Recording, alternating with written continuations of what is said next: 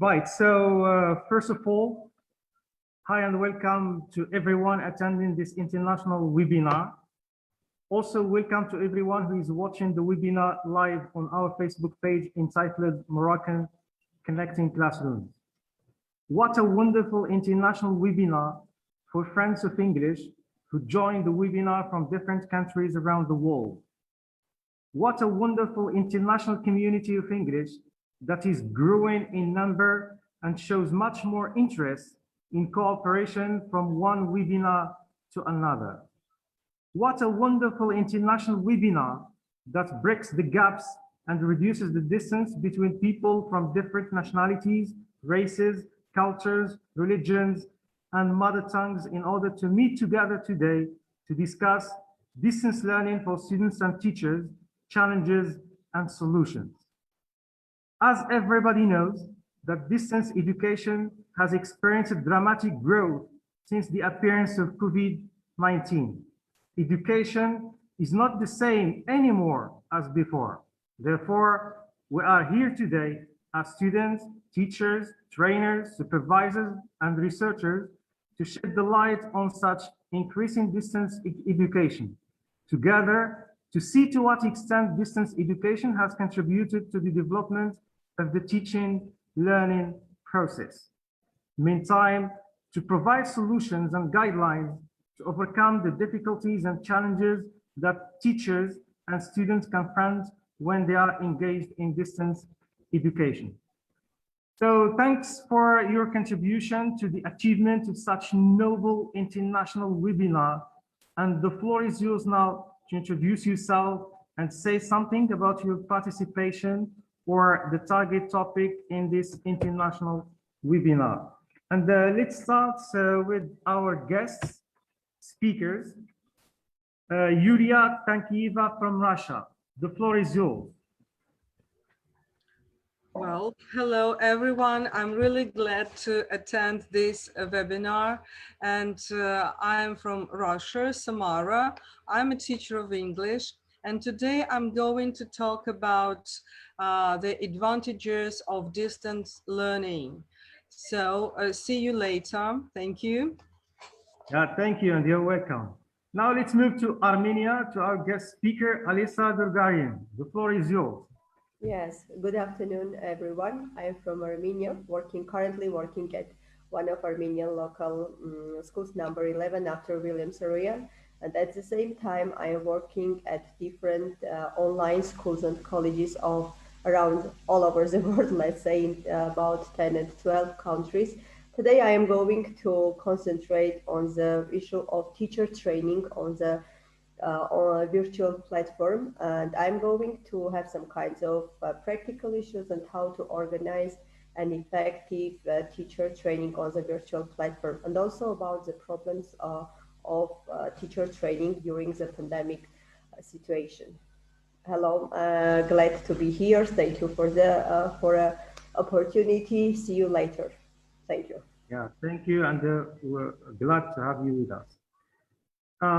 Let's move back to Russia. Sofia Stalskaya. So the floor is yours. Yeah, thank you. So good afternoon, everybody. I'm really glad to participate in such an event. I'm an English teacher at university in St. Petersburg, but I'm lucky or unlucky to have experience of online teaching at 2 universities, because 1 year ago I worked at different place in different city. That's why I probably will compare the differences between online learning in these both institutions, and certainly I will look at the challenges of working with students and making the process productive. So thank you. Yeah, you're welcome. Let's go to India, and Taruna Kapoor, the floor is yours. Good afternoon, Namaste from India. I'm all here to tell you, I'm actually heading a school in a countryside school in India, which is almost 35 kilometers from Delhi. And teaching students and handling a school in a rural area during this tough times of pandemic is actually challenging. But we have made it a blessing, or maybe it's a heaven for us by taking and training the children and teachers on Microsoft tools, which was a blessing for us. In this pandemic time, the children and teachers have really learned a lot. We did a lot of PBL projects, and that is what I would be sharing with you. And that is how we have learned and passed this tough time, and still we are flowing with the corona pandemic. Thank you so much. It's lovely meeting you all. Pleasure is all mine. Yeah, thank you, and we're happy to have you with us too. Let's move to Professor Monir Ben Youssef. The floor is yours. Maybe he's not yet with us. Let's move to Mike. Simonir is there. See, he's there, Siftah. Professor Ben Youssef, could you please activate your mic? Professor Monir Ben Youssef, are you with us? I'm here. Can you hear? Yeah, it's okay. You're welcome. The floor is yours. Special greetings to our guests from all over the world, from Casablanca, where it's sunny today, announcing the beginning of a fruitful summer for everyone. My experience in distance learning dates back to 2010. My colleagues say my work was rather prophetic because I started rather early. My recent productions came in the form of blended learning course books for university students. I won't keep the microphone for too long. I'll just say that I'll write my contact details in the chat section. And anyone interested in receiving copies of my course books or of my work in general, or articles that I published on blended learning and e-learning in general, are welcome to contact me. I wish you good luck and success to your webinar. Yeah, thank you very much, Professor Monir Ben Youssef, and we are glad to have you with us. Thank you. Now let's move to Mr. Mohammed Hassim. The floor is yours. Okay, thank you, Mohammed Fattah. It's a great pleasure to meet you today. It's a very nice gathering here, seeing different people from different parts of the world.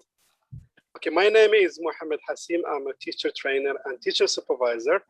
I'm also a textbook writer. I co-wrote 2 textbooks which are used nationally in year 11 and year 12. I also co-wrote a series of textbooks for primary school from year 1 to year 6.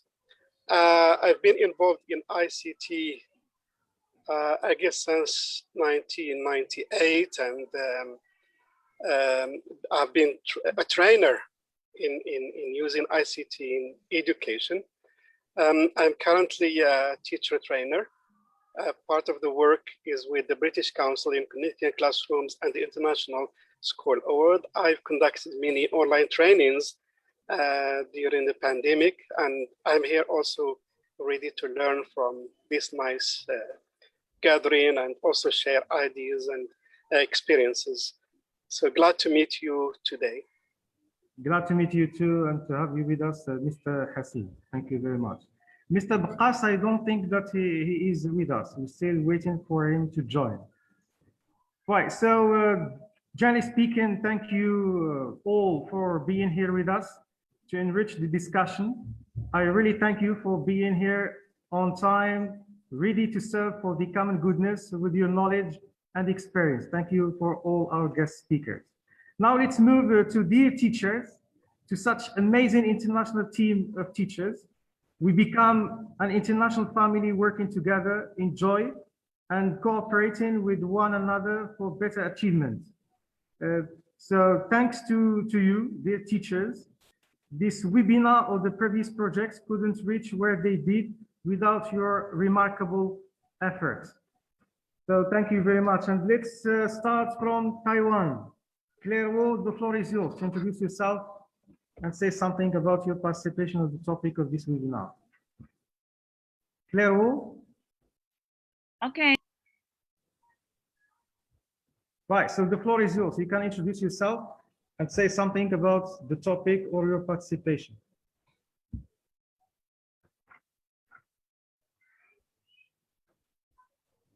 Claire Wu, can you please activate your mic?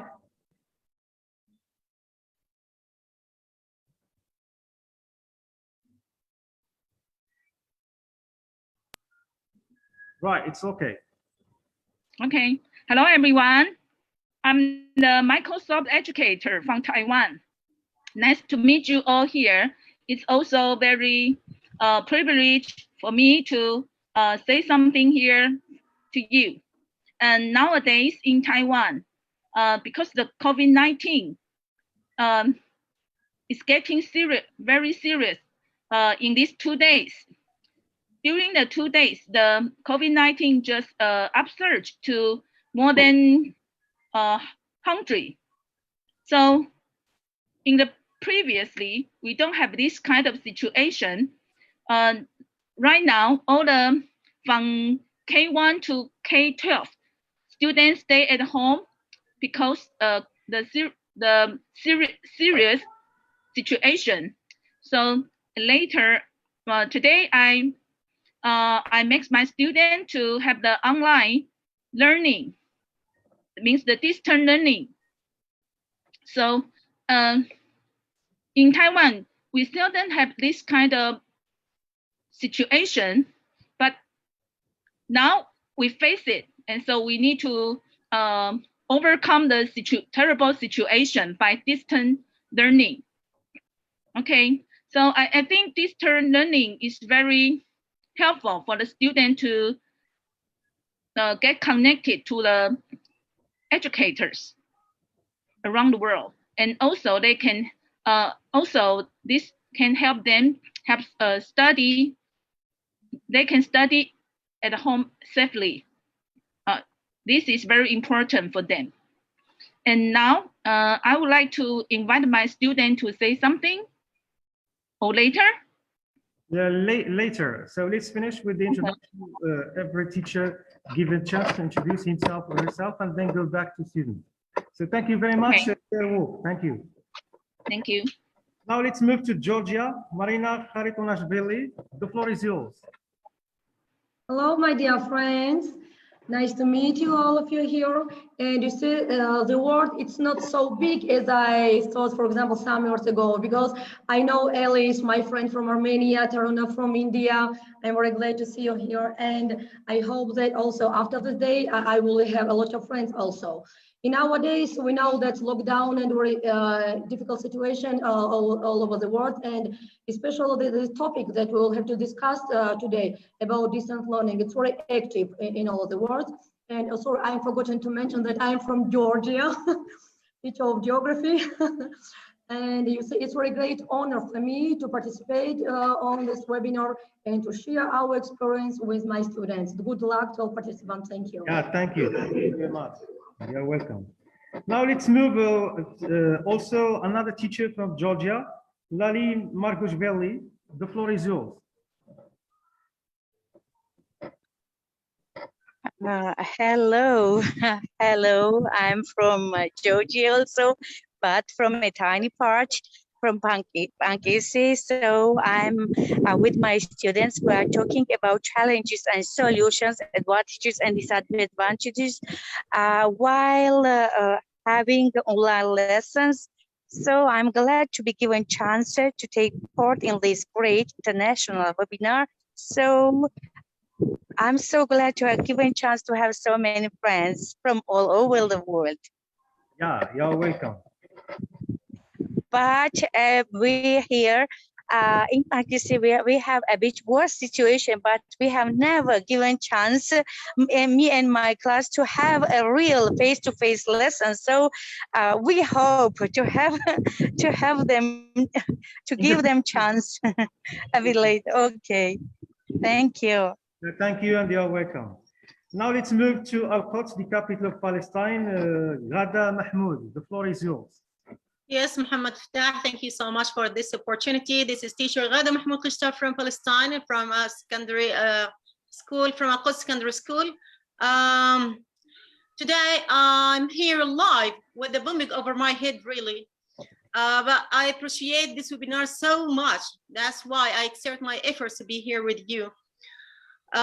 We have so much challenges to be in this webinar. And distance learning, we began that in March 2019, I guess. And it was a great challenge for us and for students, for our students. So many things happened and are still happening. Today, inshallah, I have two students, Ahmed and Aboud. Ahmed will say something to the whole world, and Aboud will be with us, sharing us his own experience in distance learning. That's all. Thank you. Yeah, you're welcome.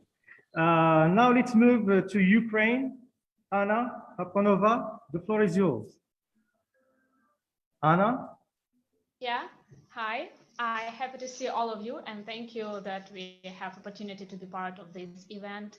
And I'm Anna, and we are from Ukraine. And today, me and my students, we are going to talk about advantages and challenges we face in our work and learning. Thank you. Yeah, you're welcome. Let's move to Serbia. Stasha Pisik Menanov, the floor is yours. Hello, everyone. My name is Stasha, and I'm very glad to be a part of this project. Now, today, we are going to talk, me and my two students, Senka and Lena, are going to talk about disadvantages of distance learning. And I'm going to talk about in the role of a teacher, and they are going to talk about their problems and all those challenges they are facing during this distance learning. Thank you. You're welcome. Now let's move to India. Shakuntala Satsanji Jayman, the floor is yours.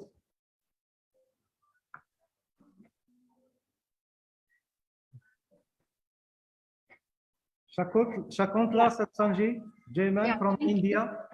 Thank you. Very good day to all of you. Afeta has already introduced me. I'm Shakuntala Satsangi Jayman, principal of Colonel Satsangi's Kiran Memorial Public School, New Delhi, India. It's a 35-year-old school, and we have a beautiful green campus in South Delhi, adjacent to a wildlife sanctuary. We have students from nursery to 12th and are affiliated to the Central Board of Secondary Education, and it's a co-educational school.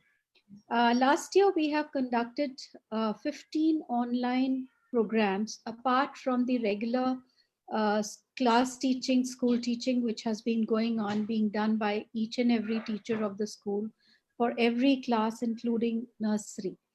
And so today I have here sharing the experiences of the online education of last year by Pranani Mansingh from my school, and she will tell you about what all we did. It was thrust upon us last year because of the COVID, because of the lockdown, because of the closure of schools, but it turned out into a great opportunity, and I think we had a lot to learn from this entire experience. And the best part is that we connected with this entire team with which I am here today, the international team. It's so wonderful to join everybody and listen to your views and gain from it, learn from it. Thank you very much. Yeah, thank you. You're welcome. Now let's move to Vietnam. Tai Chie Tenga Lu, the floor is yours. Greetings, all the teachers and students of all countries. My name is Fong, and sorry, is for your teacher who has to introduce herself. Oh, sorry. Your teacher. Hello, every teacher and student. Yeah, welcome. I'm from Vietnam. So my students are very delighted to take part in this webinar with you all over the world. So today we want to participate in this webinar to know about the advantage and disadvantage of distance learning. Okay, that's all. Okay, so you're welcome and happy to have you with us. Yes. You're welcome. Thank you. Right, so now let's move to Zuhra Lannak. Zuhra Lannak. Okay, let's move to Abdurrahim Bsairi from Casablanca, Morocco. The floor is yours. Mr. Abdelrahim. Abdelrahim Bsairi. Now let's move to Mohammed Wahoud from Taza, Morocco. The floor is yours. See Mohammed Wahoud.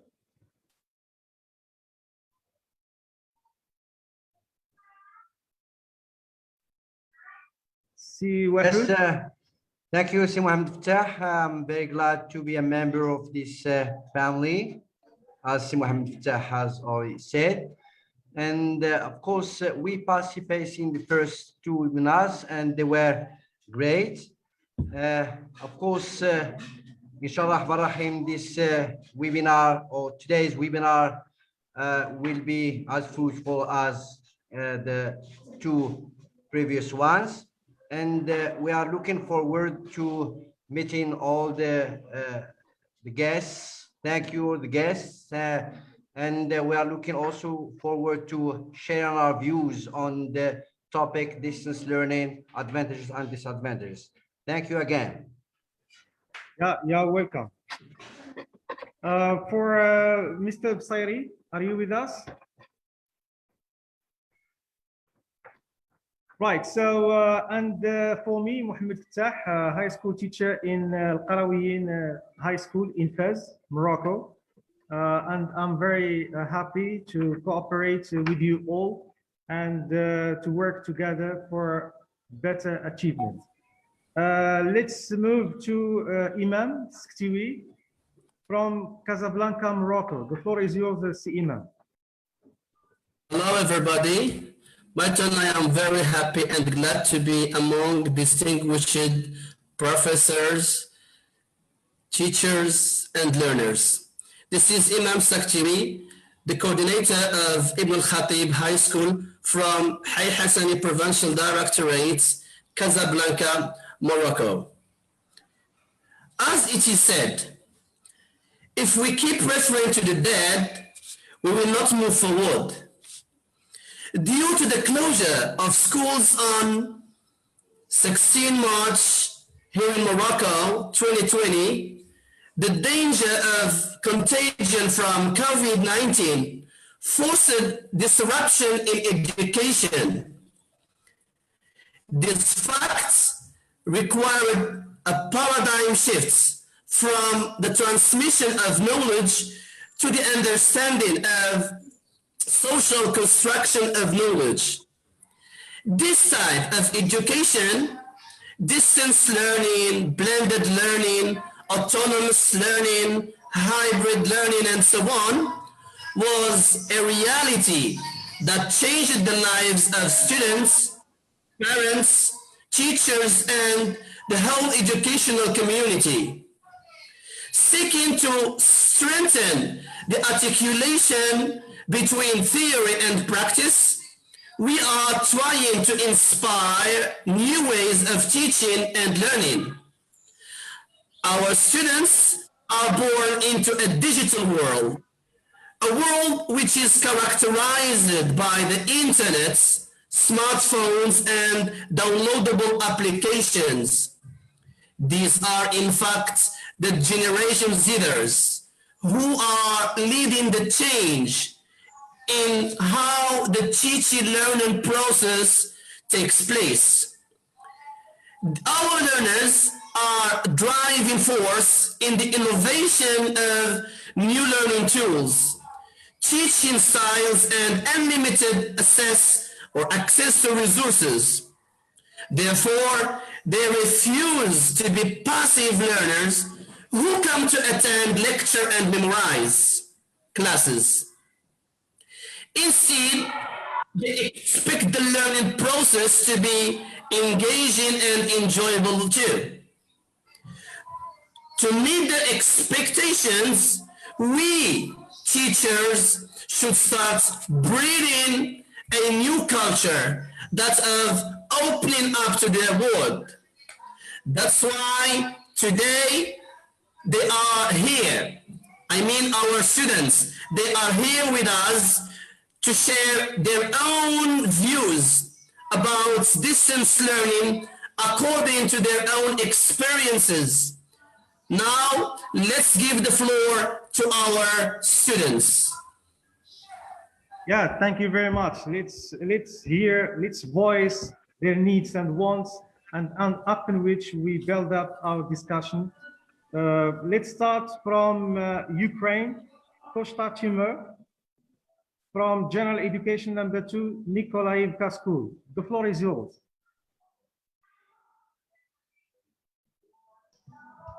Yes. Kosta Timur. Hi.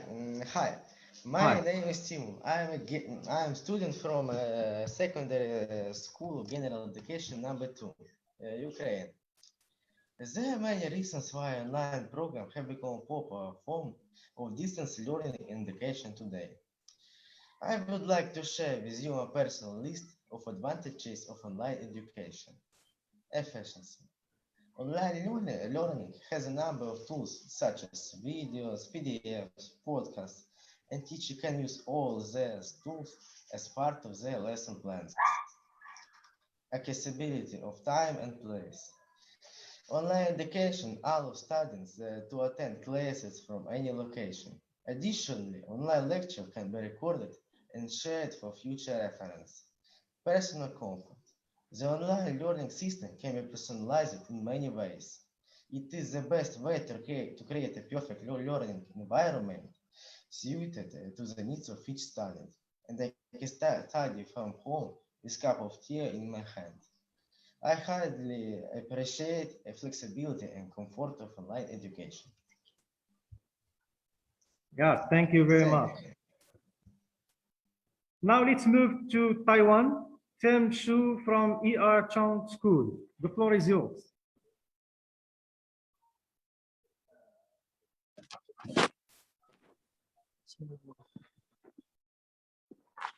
Hi everyone, my name is Ting. I am 14 years old. I study in Erchong Junior High School in New Taipei City, Taiwan. It's nice to meet you all today. Due to COVID-19, in some countries, students may not go to school in a normal situation like we used to do. Therefore, we can use distance learning, avoid close contact. In reality, there are some advantages for distance learning. First, it allows us to continue to study at home without being affected by COVID-19. Second, it will be much safer and safer to learn how to use technology. That is all about my sharing. Thank you very much. Yeah, thank you, and you're welcome. Let's move to India. Pranayine Mansiye from Colonel Sanchez Kiran Memorial School. The floor is yours. Good morning all.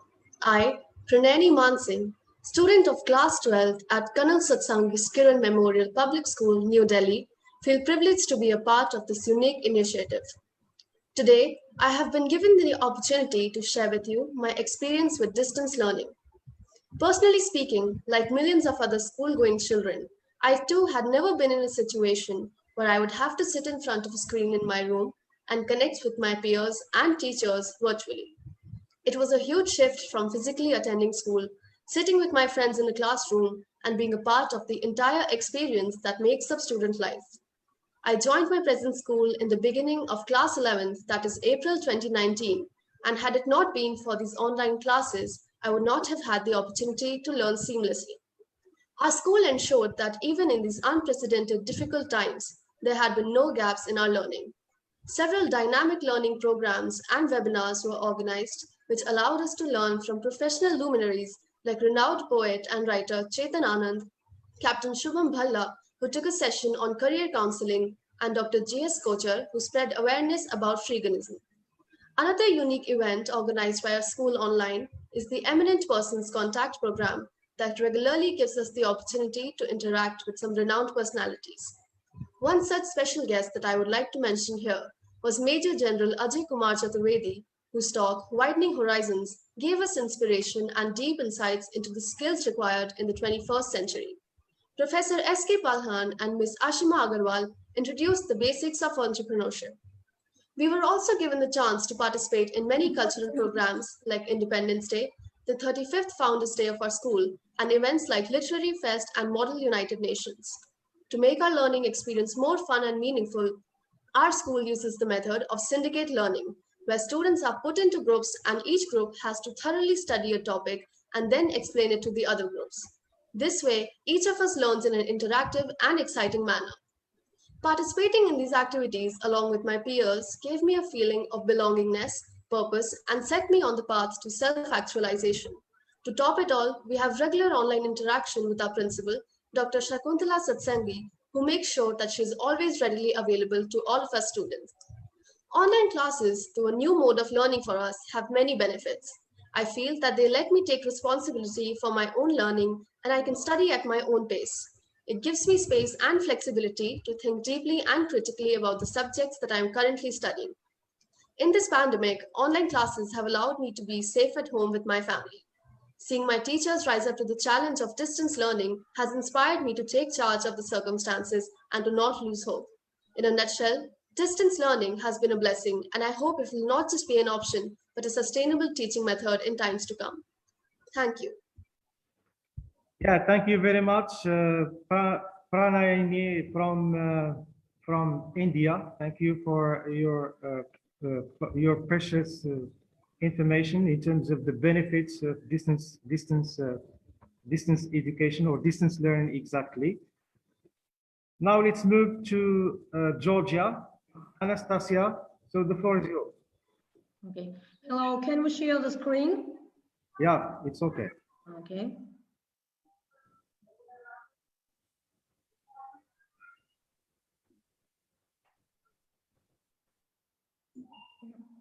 Hello, I present Georgia Tbilisi and Anastasia Golpaze from School IHS, 7th grader, and I'm very glad to participate in this global webinar about distance learning.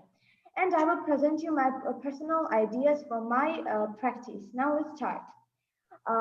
For me, most important advantages are protection, solve the problem of time, technique, find yourself, and good for introvert humans. And now let's talk about them more deeply. Number one, protection. When you're studying online, you don't have to leave home often, which is good for your health and you're more protected. Number two, solve the problem of time. Too often, people are unable to control time and have difficulties or determining time on various issues. Online learning helps a person to learn how to control time. Technique. Online learning involves not only learning the school curriculum, but also learning the techniques. Before starting online learning, many people did not know how to use some technique, but online learning has deepened our knowledge in technology. Number four, find yourself. We all know what we can do and what our interests are. But during the online learning, we got to know ourselves better and learn what we can do. They did not know before that they could do something, but while learning online, they realized that they could. This fact, they felt they enjoying doing it. They found a part of it. That is, they found themselves. Good for introvert humans. Introvert people do not like contact with people. Online training helps introvert people in this, and they did not have much contact with people, and their egos were relaxed. And finally, my conclusion. I personally learned a lot more while learning online. While teaching online, I discovered that I could play the piano. I learned a lot about different apps while teaching online. I also learned about electronic media. I was more able to get involved in different projects. Yes, I was online. I did not communicate with people in live, but while studying online, I became more sociable. Thank you for your attention. Yeah, thank you very much. Now let's move to Rahma Lekzit from Ihsan School, Al Jadida. The floor is yours. Rahma Lekzit. Let's move to Maysa Kharbash from Regragui School in Taza. The floor is yours.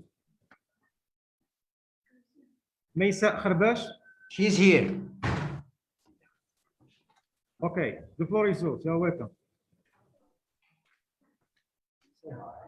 Hi. Hi. Yes, you start. With distance learning program, students can pursue and complete the desired courses from anywhere with the use of a computer or cell phone and internet connection. A larger percentage of our students at the Regragui High School in Taza enjoy distance learning education. This allowed them to find convenient time to study without interfering with their already busy schedule and timetable. We know that distance learning takes place online, which means students don't need to spend money and time commuting to from class venues. Students can take lessons and complete assignments from their comfort zone. Our school, for example, offered and still offers distance learning courses through online video conference, which means students don't have to be stuck to the classroom. Video conferencing offers innovative whiteboards and screen field sharing options that make classes more interactive and significant. Through distance learning, students have perfect opportunities to save more on their studies. For some students, learning in classroom is rather intimidating. Asking questions about a hard topic can be embarrassing for shy students, but that's not the case with distance learning. Yeah, thank you very much. You're welcome. Now let's move to Saad Rami from Misbah School in Casablanca. The floor is yours. Hi everyone, how are you? Wish you're doing good. So I'm Saad Rami, 2 years old, from Misbah High School in Casablanca, Morocco. Well, I'm really glad to be in such wonderful webinar and amazing webinar. And I will be sharing with you my point of view about the advantages of distance learning. So as we know, distance learning is full of challenges for both, like for us as learners and for the teachers too. So according to my own experience and during the epidemical situation, flexibility is one of the most notable benefits of distance learning compared to face-to-face courses. So what do I mean by flexible? Distance learning is much more flexible than conventional ways of classroom education. Students can study whenever they want, whenever they get free time for it.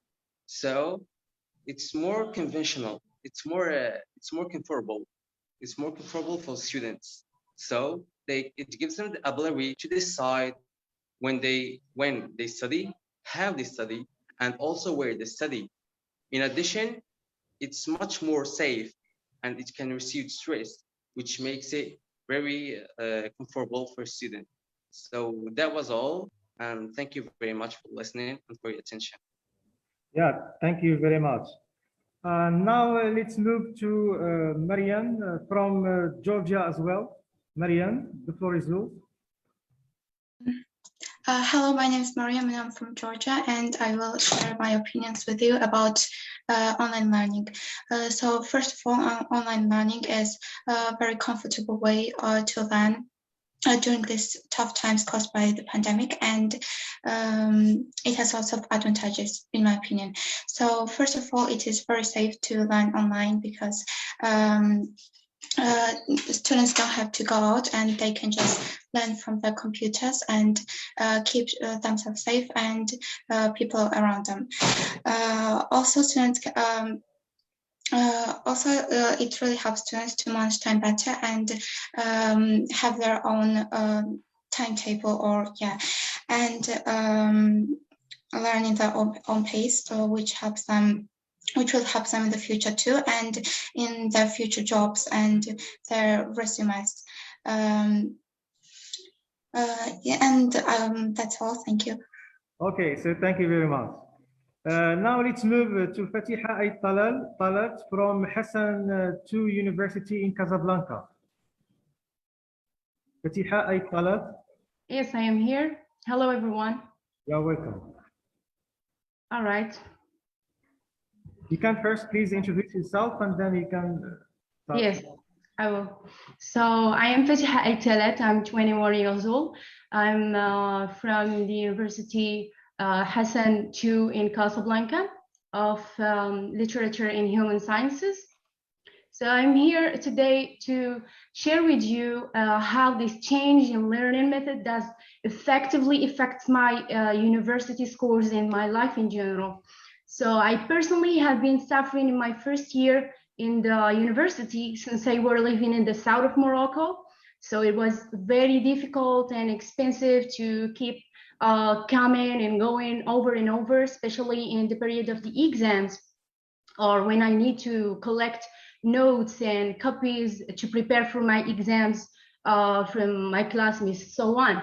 So after the ending of the first semester, I decided to move to Casablanca, in which my university established, and it was an opening to another difficulty, which was how we can create the balance between job and university. So I actually, the pandemic was a golden chance for me, as I were having all time in the world to focus on my study, and also my university opens up to the e-learning process, which guarantee an easy and well-managed following of the studies. So I, as a student, have experienced a series of benefits with the digital classroom setup. Firstly, the flexibility of learning, that was a barrier in the traditional classroom or the face-to-face class. And it was one of the biggest challenges for me before the appearance of the e-learning in my university, since I were living in the south, like I mentioned before. So I am now able to play the recorded lessons repeatedly after getting home from work or while I'm preparing for exams and so on. Secondly, it is self-paced, which is for me a way of training in which I learn how to have the overall control over things I do during my day or in my life. And this also improves the memory performance practically when I allocate more time to the more difficult materials, and also it accurate efficiency as a student learns in a different ways. For example, some students can understand easily while others need more time to understand the same concept. So in this case, each individual can make the best use of his time in order to meet his learning objectives. Thirdly, in e-learning students are centered. That is, the aim of it is to put the student in the center of focus rather than the teacher, as it is common in the face-to-face class. And their cognitive and affective learning experiences should guide all the decisions as what is and how it is done. That shows the huge difference between the two learning methods and how effective online learning and how it accommodates everyone's need. So due to the wide set of benefits it gives to students, e-learning has become quite popular and appreciated among students all over the world. But it also has some challenges that will be shared later on by my classmate Rania Hajjaji. Thank you all for watching and listening, and I wish you all a good luck with the new learning method. Thank you for everyone. Yeah, thank you very much, Fatiha. Also, thank you, Saad Rami, Maysa Kharbash, Anastasie, Paranayine, Tim Shu, and Costa Timur. Thank you all for giving this account in terms of benefits of distance learning. Thank you very much. Now let's move on the other side. We have other point of view. We have other opinions in terms of the challenges and difficulties that students have concerning distance learning. And this starts from Ukraine for Nikita Kovalev. The floor is yours. Nikita Kovalev. Yes, yes. So the floor is yours. You are welcome. You can introduce yourself and then you can tell us, according to your own experience, about the challenges and difficulties that you have in distance learning. You're welcome. Thank you, everyone. Hello, my name is Nikita Kovalov, and I am the student of 10th form from Ukraine from the school City 1. And based on my own experience, I want to say about advantages and disadvantages of the distance learning. So first of all, students nowadays find it sometimes difficult to attend distance form of learning. But in the side of world's pandemic like we had in 2019, we have to know all about it. So first of all, we had to have some gadgets or something like it, notebooks, computers, mobile phones, planchets, it doesn't matter. And also we have to have stable internet connection. And according to this, we can move to the main advantages and disadvantages. First of all, the main advantage is that it is flexible and a comfortable form of learning. So you don't need to spend everyday money on your way. You don't need to waste time on the way. Also, you can only wake up, go to your computer, sit, and go attend your school. But for me, it was only one advantage. Now let's go to minuses. The main minus that learning is so hard. Students have to sit at the computer about 7 hours per day, and it is really difficult. Also, it can be bad and worse for your health, of course. And we can do a main conclusion that distance learning has both advantages and disadvantages. And also visit school or university is better offline. But in the shadow of world epidemic, we have to know how we can solve such problems. Thank you, everyone. Yeah, thank you very much. Now let's move to Ahmed Hassan from Al-Quds, the capital of Palestine. So Ahmed Hassan, the floor is yours. Just a minute. Like to be ready to. I have Ahmed and Aboud, but before Ahmed, I have Aboud. Aboud wants to say something to the word. So, I'm Abdullah Amr Sameh, secondary school for boys.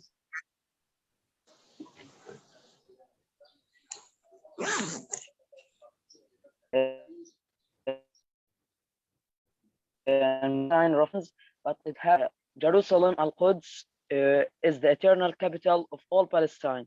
That's all. Yes, thank you so much. Really, thank you. So let's move to Okay, Ahmed. Yes, yes. You hear my voice obviously, like clear? Yeah, it's okay. Just go ahead. Okay. So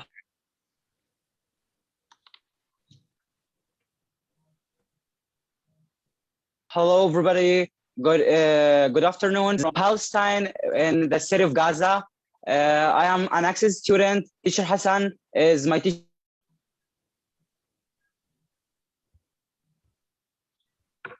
For about 6 years, and he's the same. Like if you go inside, if you go in a stage and you speak in front of people, this will make you a confident person. And this is what Mr. Hassan do. So today I'm in this webinar to talk about my own experience during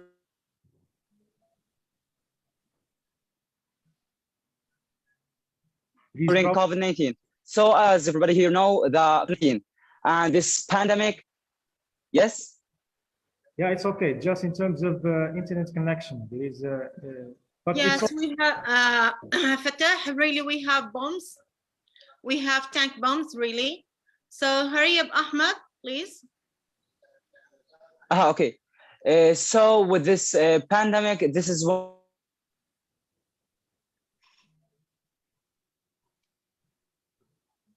one of the most dangerous pandemic that we have ever seen, such as when we go to the schools, we wear some masks and the social distancing. The masks to avoid the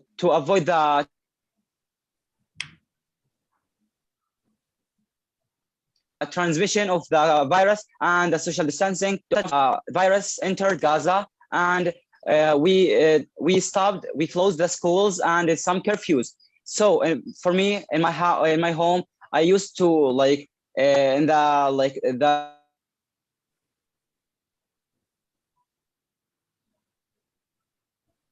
normal days, I used to go to play outside, but with the curfew, I can't go. It's locked down. There is nothing to see, and you can't go out.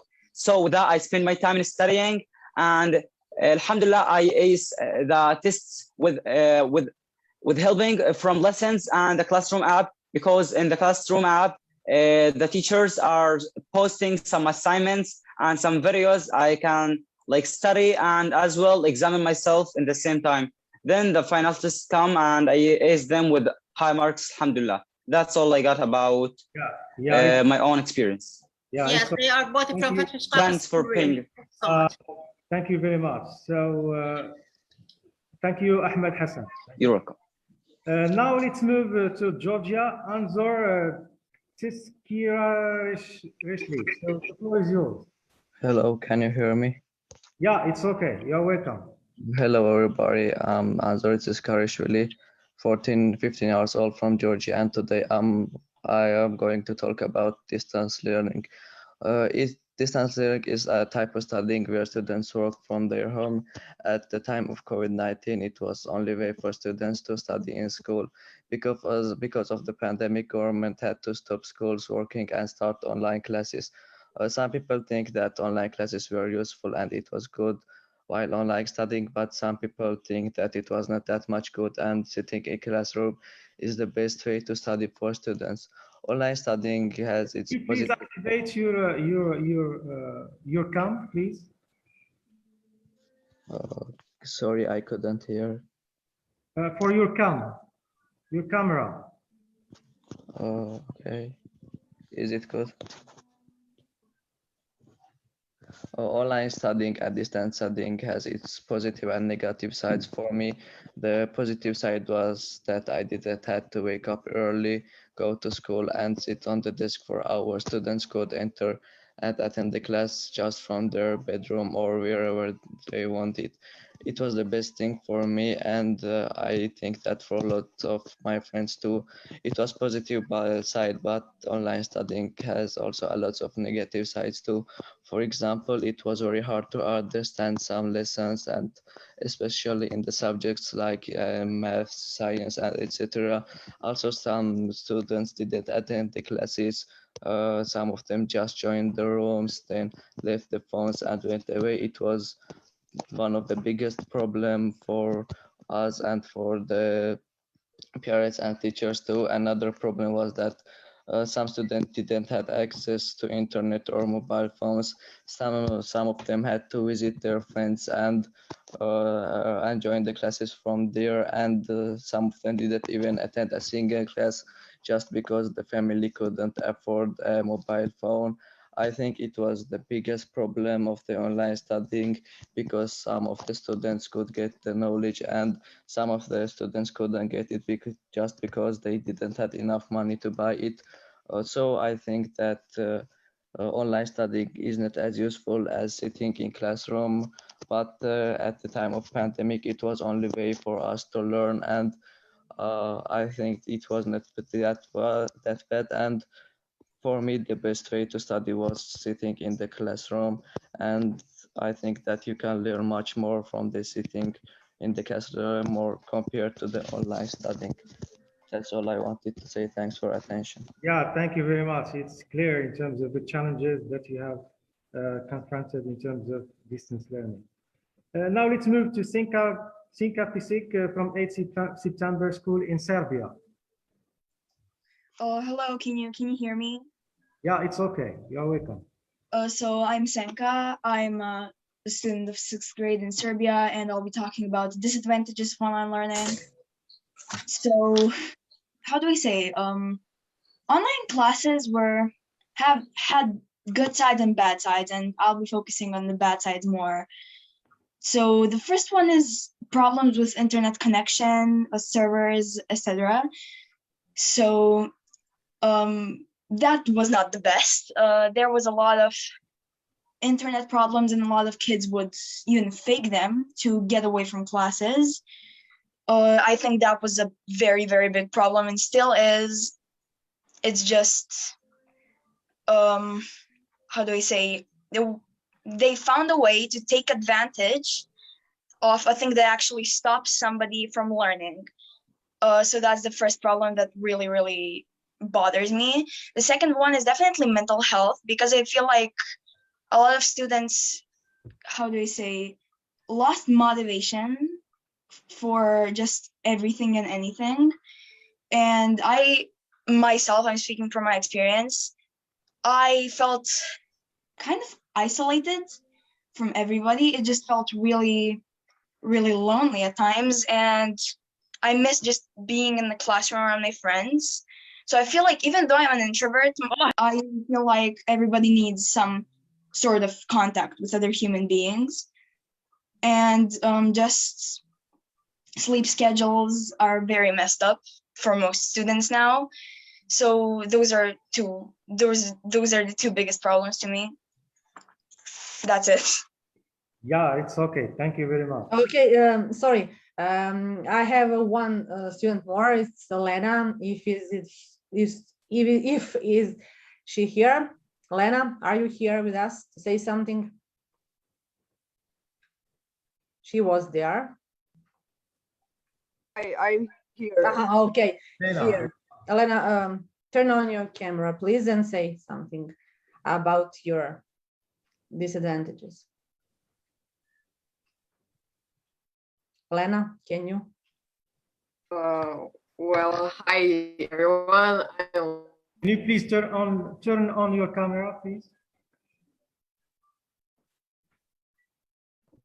Elena, can you turn on your camera?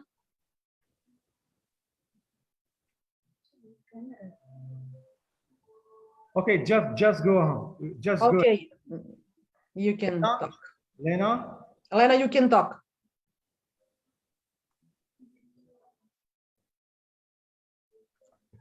Okay, maybe she has some internet connection problems, but as I earlier told you, I have to go. So I would like to say something about, if I can, about the teachers and our disadvantages of distant learning and teaching. Can I say a few sentences? Because I have to go. It's okay. You're welcome. Okay, maybe when we start teaching online, some of our colleagues, especially the older one, have problems because they are technically, how to say, illiterate, and they have to study, and they need a kind of education to cope with all those things. And also, there are some problems with evaluation of our students' work, because as Senka said, they use internet, they use some other works, they copy some other works, and they, for example, their mothers, fathers, older brothers, sisters did their work, and so they only presented those things. So there's also cheating on those things. So we generally are dissatisfied with this distant learning, and we all hope to next year to begin as well in a better way. So if Lena is here, I can add something, but that's all for now for me. Bye. Yeah, thank you. Now let's move to Quang Phong Lu from Phong Shu School in Vietnam. The floor is yours. Greetings, all the teachers and students. My name is Phong. I'm a high school student from Vietnam, and it is my pleasure to be invited to this international conference. I will continue discussing the disadvantages of distant learning. In these days, the COVID-19 pandemic has been breaking out seriously in every part of my country. So in order to minimize the possibility of the virus infections among the community, the government has requested all the schools in Vietnam to close down. So distance learning has replaced the face-to-face traditional classes. Though this alternative brings various benefits, it still possesses some drawbacks. The first one is maybe the absence of direct interactions between teachers and students. These learning methods will limit the students' chances to give their feedback about the lessons. The teachers won't be able to solve their problem in time also. Therefore, the young scholar will hardly comprehend the knowledge precisely. Another disadvantage in this learning is the lack of learning facility. Let's take my place to exemplify for this. I live in a mountainous area, so there were several households can't afford to give the students chances to participate in the online classes. In addition, due to the weak internet connections, our class sometimes have some error which will take a long time to fix. So I think they are the most significant downside of the e-learning from my point of view. And that is all. Thank you for your attention. I hope everyone will have a good day. And I hope your country will soon eliminate the COVID-19 pandemic to bring back the face-to-face classes back in the future. Yeah, we hope so. And thank you very much. Thank you very much. Now let's move to Widad Shfaqi from Ibn Khatib High School in Casablanca.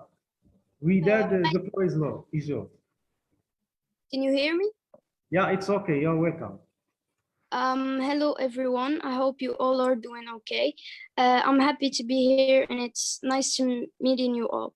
My name is Widad Shafaqi. I'm a student from Ibn Khatib High School in Morocco, Casablanca. And today I am going to talk about distance learning and the challenges that come with it. As we all know, this pandemic has affected many domains. Education is one of them. Students and teachers from all around the world had to engage in distance learning, and each one of them experiences it differently and has to face many challenges daily. Personally, I think one of the main challenges we confront is the fact that it's difficult to stay in contact with our teachers when it comes to participating and trying to stay focused during the lesson, even though we're not technically in class. We're just in a different atmosphere. That's it. Thank you for your time. Yeah, thank you very much. And now let's move to Leila Hannad from Al Qarawiyyin High School in Fez. The floor is yours. Hi, my name is Leila Hannad. I am a student from Al Qarawiyyin High School in Fez, Morocco. Let me tell you today about distance learning according to my own experience. In fact, the pandemic obliged students to be engaged in distance learning so as to finish the textbook courses. In our school, we have been engaged in both face-to-face courses and learning from a distance via online platforms and the TV. However, in addition to the lack of the necessary pedagogical skills and the technological devices, there are other challenges that we confront in distance learning. For example, the routine of being engaged in a laptop for a long time and the time management. Thank you. Right, so thank you very much. And now let's move to Safa. Safa Aitmeh from Hassan II University in Casablanca. The floor is yours, Safa. Hi, sorry. I will take Safa's place because she's sick. She can't be here. Okay. She's my classmate. So hello, everyone. Let me introduce myself. My name is Rania Hijaji. I'm a student at Faculty of Hassan II in Casablanca, studying English literature. Also, I am a student at International University of Casablanca studying business law. I will today present to you a few difficulties and challenges about e-learning. As said before by all these students and my colleague Fatiha Itlet,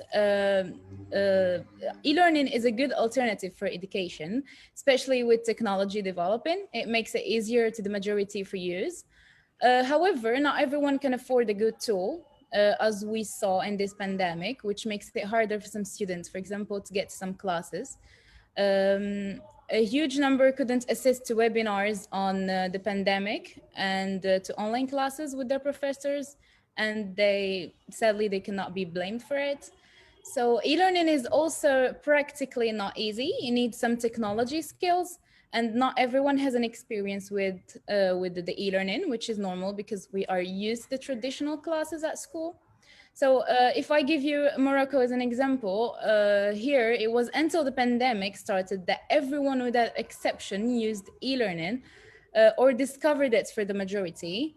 In addition to the fact that there is a lack of motivation and engagement either from high school students or post-secondary students, because they were all used to the face-to-face courses and the control by their professors, of course. So we also have the deadlines, which are usually, if never, respected by the students, because people are hardly organized when they are just at home and nobody is controlling them. So in addition to all these difficulties, we have to choose the perfect platform sometimes to have the classes. There is different platforms that we can study in, and it's hard to find the perfect one where you will be able to connect with your professors and with your students without having any problems with any issues with the connections or the internet. So we can discuss several challenges that we faced every day with e-learning on the pandemic. First of all, we have the connection issue that we talked about, which is the biggest enemy for the online classes. Then the network makes it harder to access the webinars sometimes for some areas. And sadly said, some rural areas, while on the pandemic, there were people who were interested to learn and develop their skills, but they were not able and did not have the privilege to access. So through the pandemic, when there was no way to control the students, also many found it hard to depend on themselves, which when we saw that there were so many students cheating on their exams, and that's a really big challenge for either the professors or the students. So I want to thank my professor here with us, Mr. Ben Youssef, to be always present with us, and all this year from March 2020 when it started, and thanking him for answering all these emails and helping us with the courses. And I want to thank you everyone for giving me your attention, and I hope you all have a good day and good luck for all the students around the world. Yeah, thank you very much. Thank you. And now, before we move to our guest speakers, we still have two teachers to introduce their views about distance teaching, and then move to our guest speakers to give us or to provide us with the feedback and also extra knowledge about distance learning and teaching. So let's start with Marina, teacher Marina Kharitonashvili from AJ School, Georgia. The floor is yours. Okay, well, thank you once again, and I will share my screen.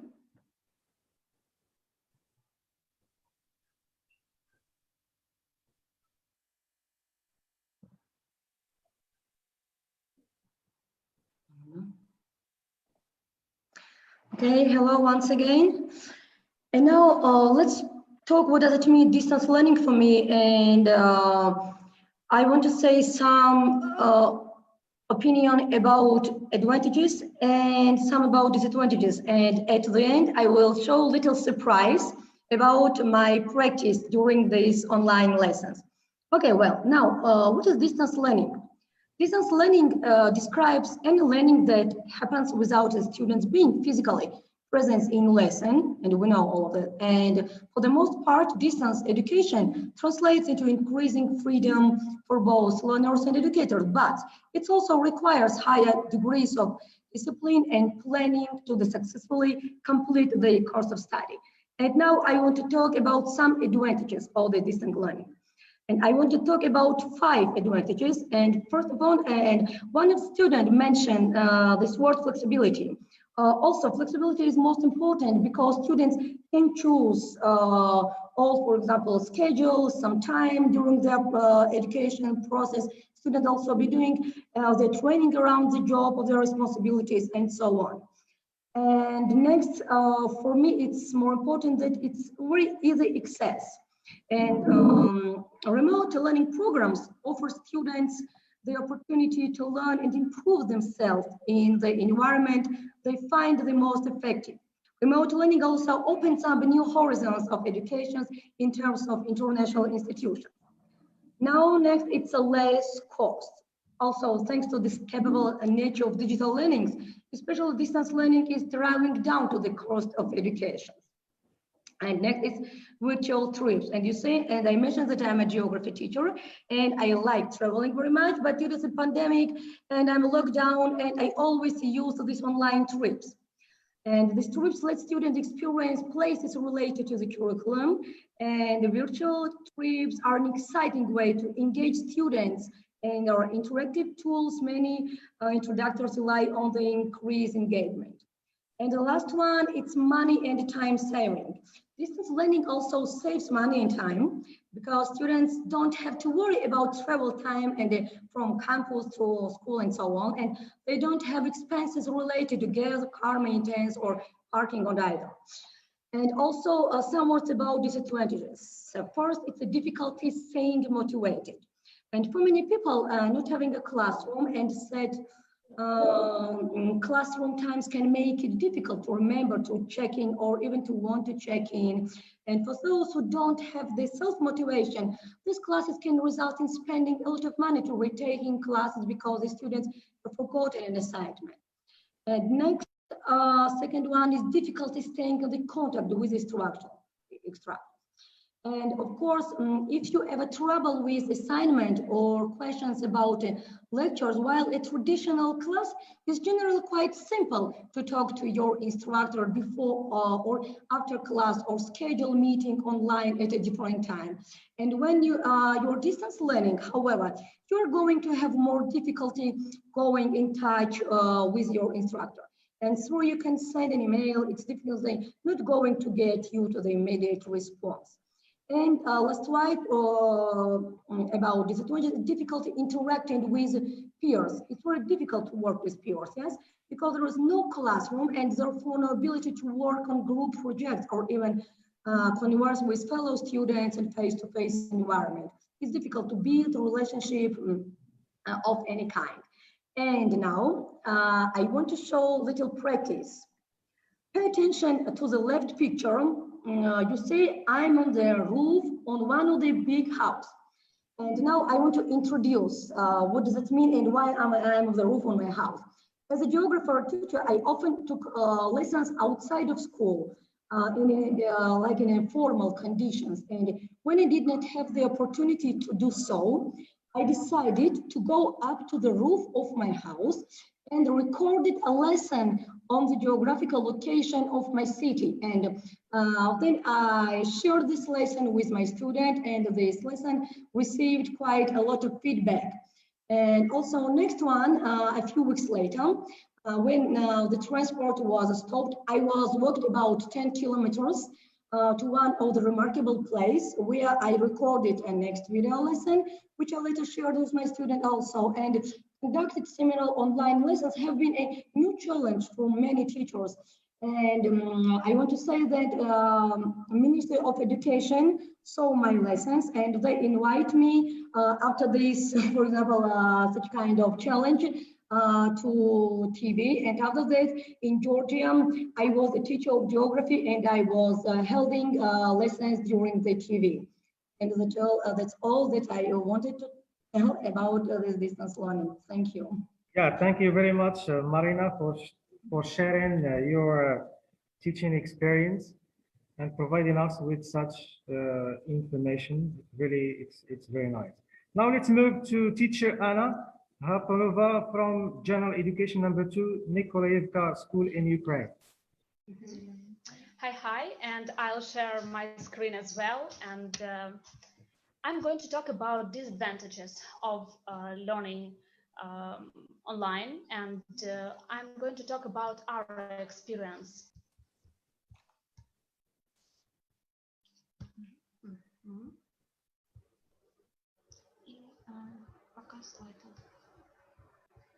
Yep. Yeah, so challenges and difficulties of online learning. The spread of COVID-19 has forced millions of students and teachers to move our communication online. Although technology evolution has allowed many things that we haven't believed before, but shift to e-learning doesn't go as smoothly as we want it to be. Facing the pitfalls of digital learning may be discouraging and frustrating both for teachers and students. The teachers are supposed to move their classes online right away, having no additional training to move our classes to online, and we don't have extra budget. And we attend virtual school parents and students meeting, trying to handle the amount of information we are facing right now and decide on the teaching strategy. We should grade their assignments and coming from different places. And this isn't the full list of challenges in online teaching. So, and first one is a gadget shortage. So not every student and even teacher has a personal gadget to use for online learning. And many of them are supposed to share the laptops and computers with their parents, sisters, brothers to stay on the track. Another problem everyone faced is computer crash. It always happens in the most unexpected moment. Connectivity.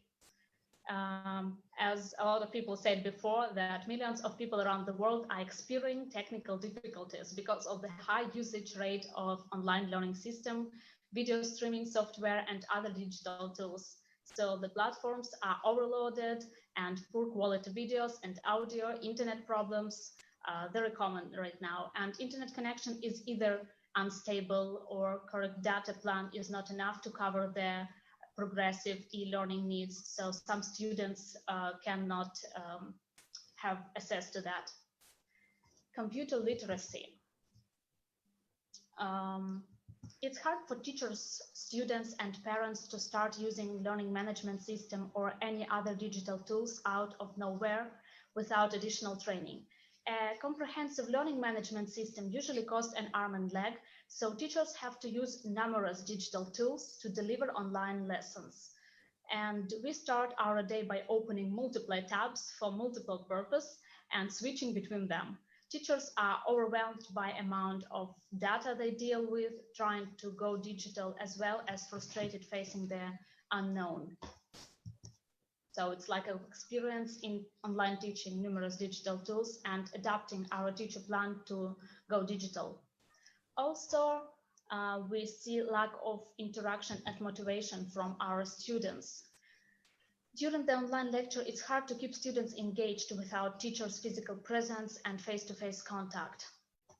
Moreover, a key concern connected to science labs like physics, chemistry, impossible to put into practice without in-person instruction. So courses rely mostly on hand-on work. As hard as distance learning might be for us, it's likely even harder for our students. They come from classrooms and explicitly designed to support learning, and now bedrooms and kitchen and being at homes, it distracts very much. So no surprise that time to time they feel that they are not ready to learn. And isolation. That's rather physical factor, but it's still highly affecting students to motivate and learn. It affects learning process. Being in the classroom, students got used to instant eye-to-eye contact with each other, alone reacting together and making jokes and making a non-verbal contact. strengthening their social skills. And right now, it's not surprised that most of them feel isolated, maybe even scared by the pandemic, parents' job loss, and friends' disconnection. So all these problems more or less were said and were mentioned today because they are not new. So I think that's biggest challenges that we struggle with right now. And I'm sure that together we'll be able to get a handle on the mess that shift to online learning seem to make and find the most efficient and approaches to digital learning. Thank you for your time. Yeah, thank you very much. Thank you very much. And now let's move to Mr. Hassim. Mr. Hassim.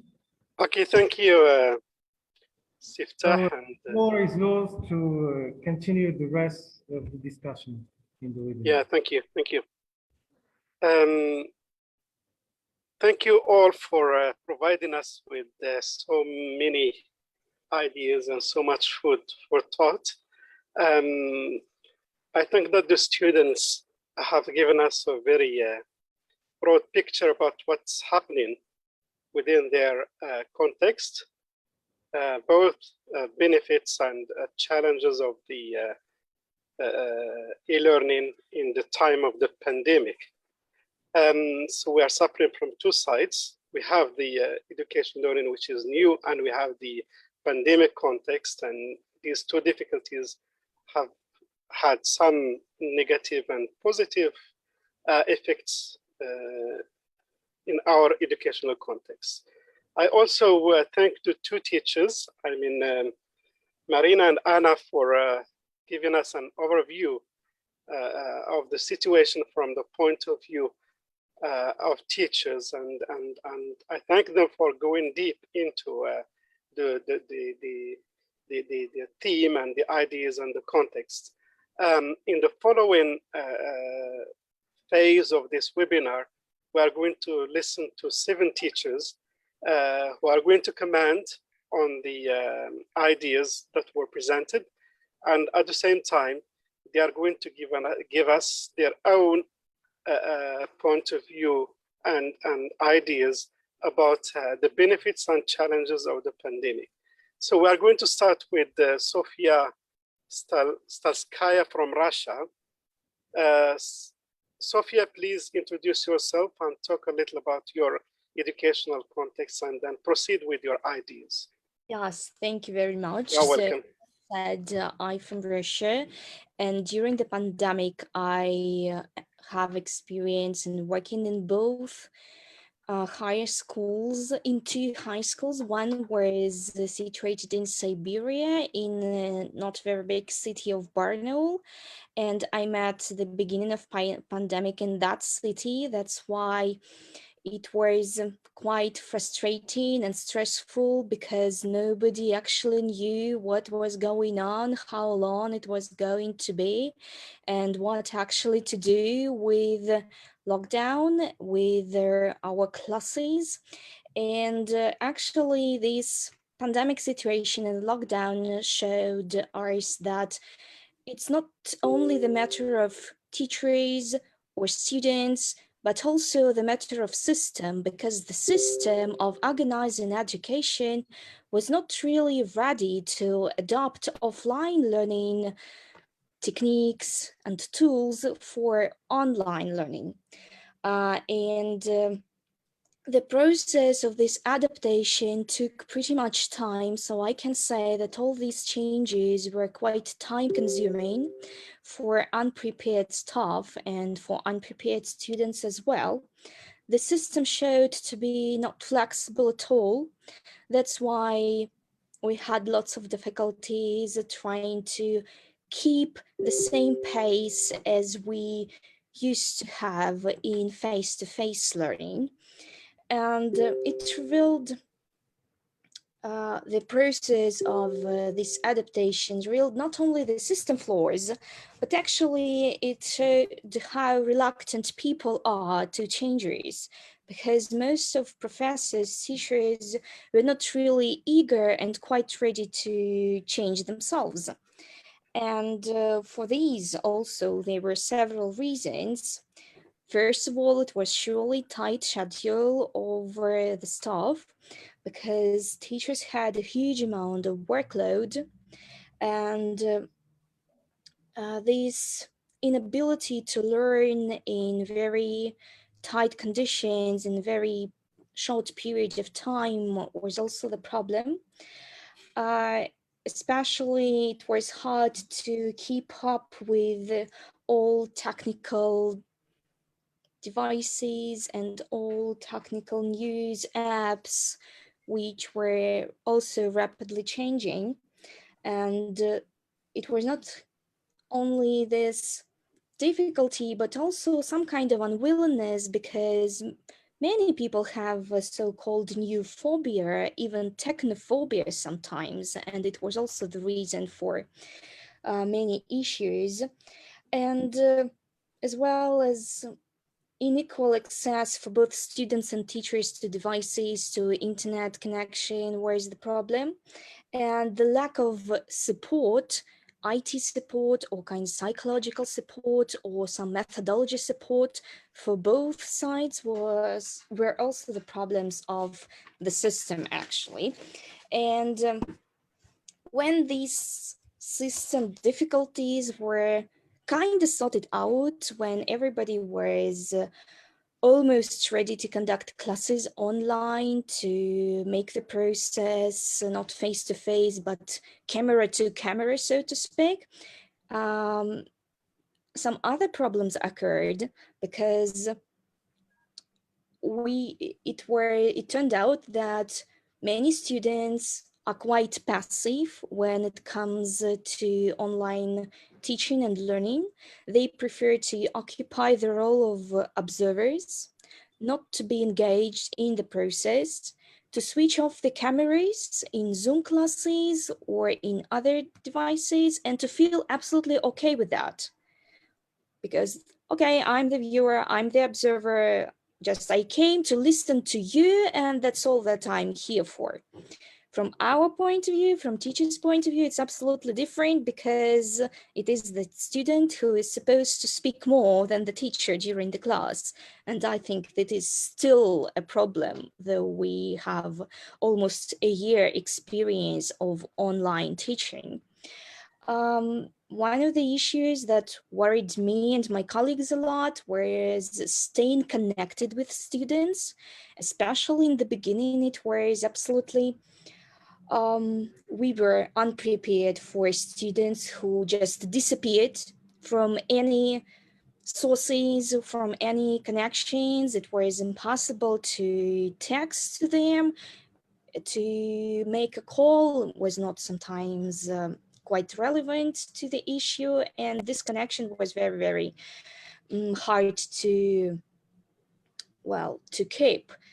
And not many students understood that they are still in the process learning, because I'm not going to the university, I don't come to classes, that's why good, I can go somewhere else, I can hang out with friends, I can stay in bed, and this understanding was also an issue.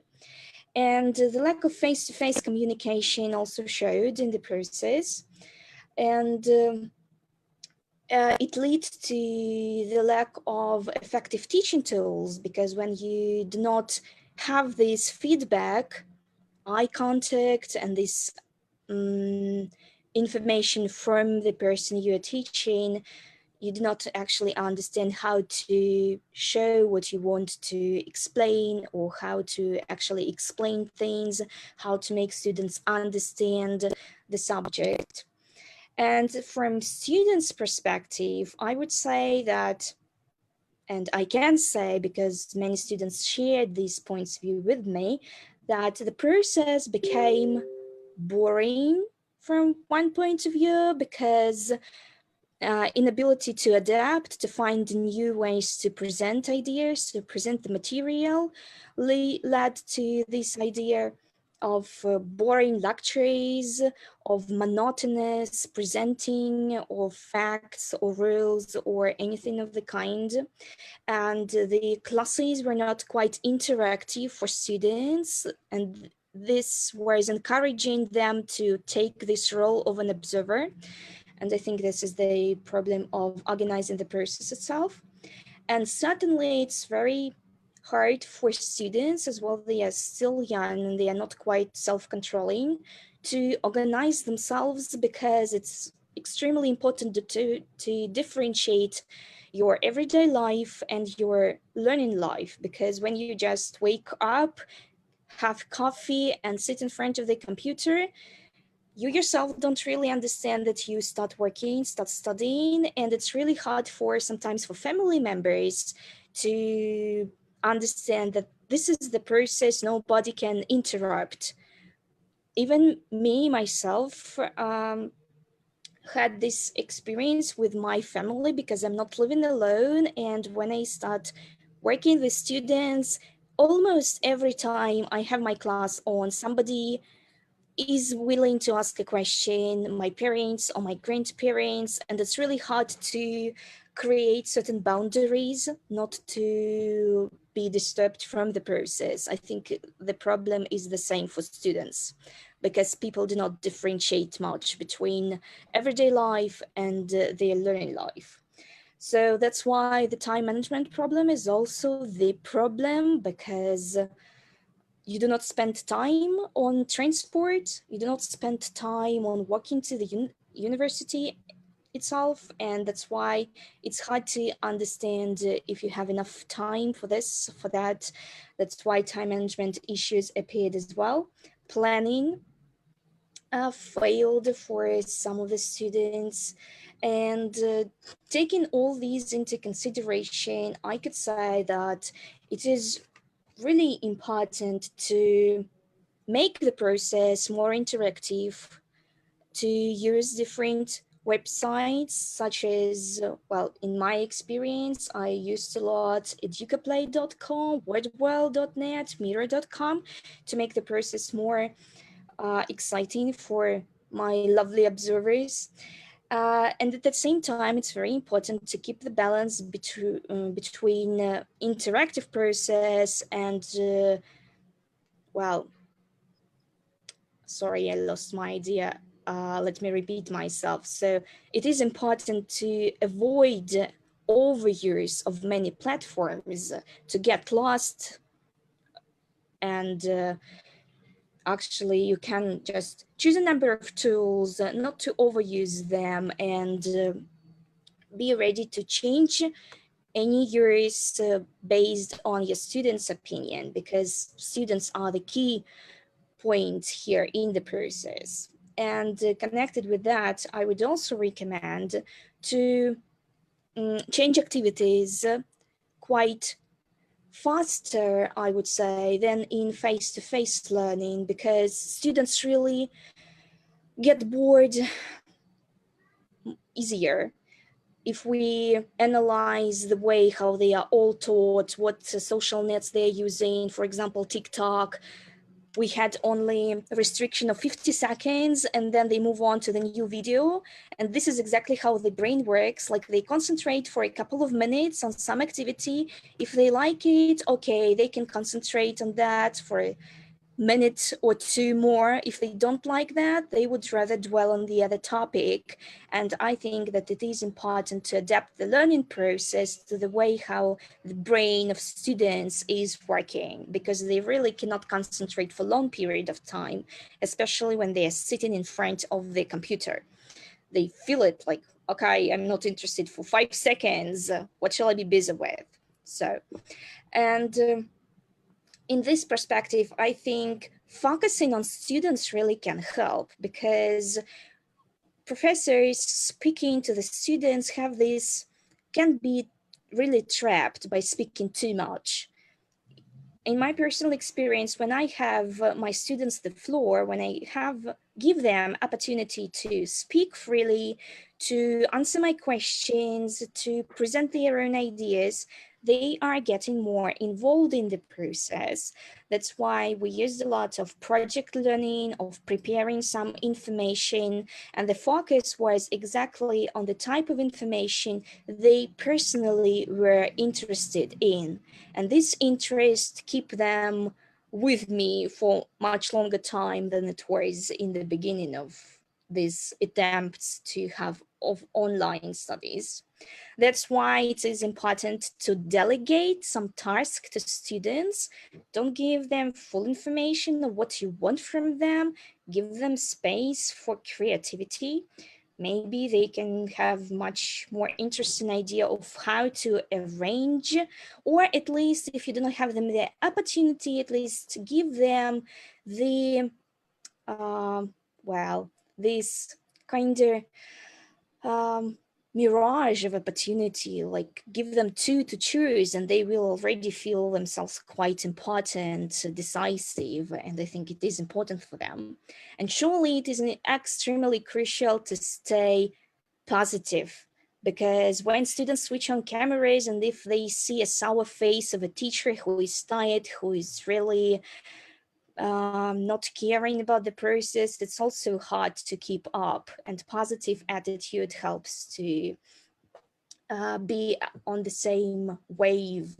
That's why being patient is also important, because not everybody takes the same amount of time to keep up, to understand, to get what is needed.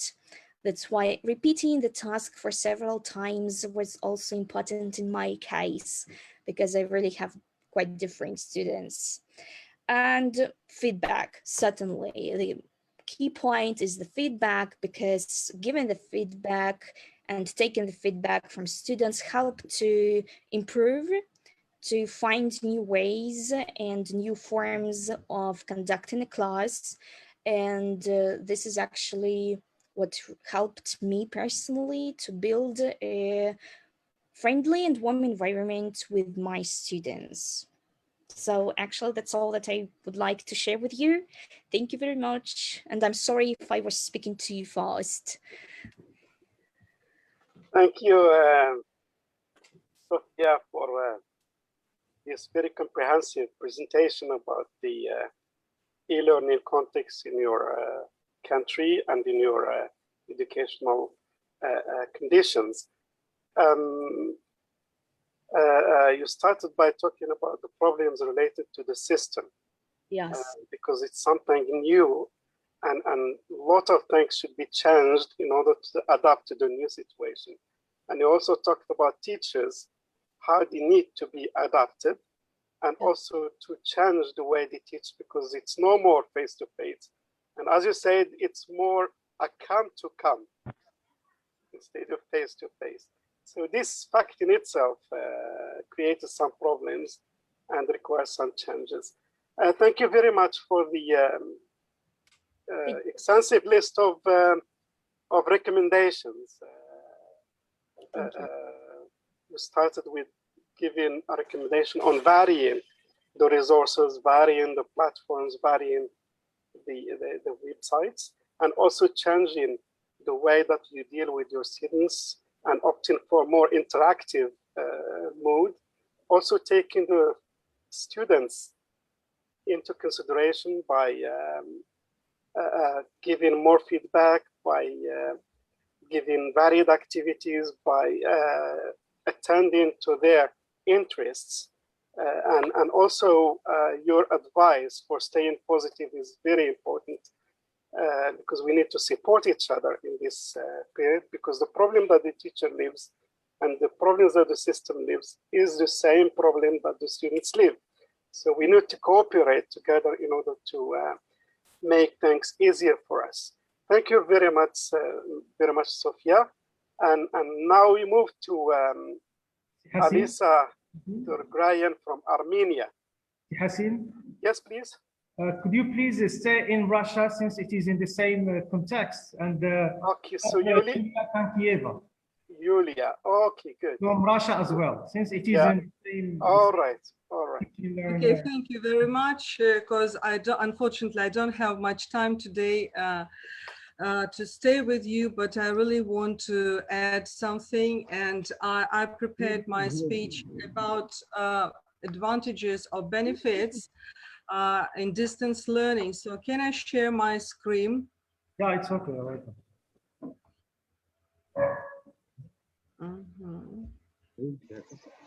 Okay, thank you. Now, here is my short presentation and, well, let me start. Yeah. So I agree with lots of speakers here about advantages and disadvantages. Yes, there are dots and don'ts about distance learning, but I want to start with terminology. What is distance learning? And you know, there is part-time and there is a distant learning. And here in Russia, we have correspondence education, which means without seeing the students, distance and online education. And all these are different things. A part student receives task, works independently, and sends the completed task to the teacher with whom he almost no live contact. A full-fledged remote course is a video conference class where teachers and students meet according to a schedule and communicate. And finally, online education is an opportunity to take a ready-made course on the internet. So you can have a tutor and you can get a certificate, but you can also drop the course in the middle. So elements of distance learning and online technologies can be used in both full-time and part-time education, but they are not the criteria for distinguishing the first time of education from the second. So today we can combine full-time and distance learning, and in addition use online courses. So depending on how this set is formed, each school or university and each faculty may have a different ratio of full-time, distance and online learning. There is a tendency, you know, that distance learning as a format will develop in strong universities. However, this will require the development of a culture of using distance technologies, both at the level of students and at the level of teachers. For example, you can recommend students to use online lectures for independent work. So it is possible to say with some degree of conditionality that full-time education is theta. And distance education is cinema. The technique of acting in theater and cinema is very different, as well as the possibility to influence. However, the remote is still a theater on TV, and we must reach the level of high quality cinema. And this is a very difficult task, and it may take some time to solve. So, and I want to share our experience. Let me introduce myself. I'm a teacher of English in Russia, in Samara, at Samara Gymnasium number 3. And I'm also a coordinator of IB diploma program. And a year ago, we have launched a new project here, so-called International Center Focus. And we launched different courses and online conferences for teachers. We had 4 international conferences around the world, so, but they all were in Russian. We have some practice now how to organize a big conference so that we enrich our audience. We had more than 10,000 participants in our conference. So if you are interested in the technology, how we achieve this audience, I can share you this information. So, but talking about distance learning, we need to think about the systematic approach. And the previous speaker, my colleague, said about it, that it should be a system. So last year around this time, many schools, training centers and events were urgently moved to digital format. And you know that not everyone was ready to work in this format because it is not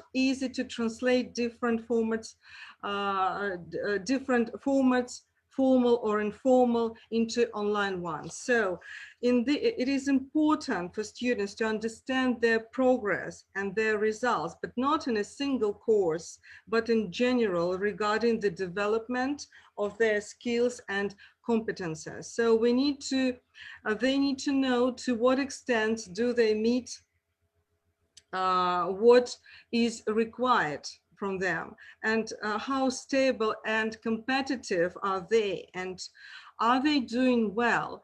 In this way, we need to think about a whole system, starting from LMS system, so learning management system, probably you know this abbreviation.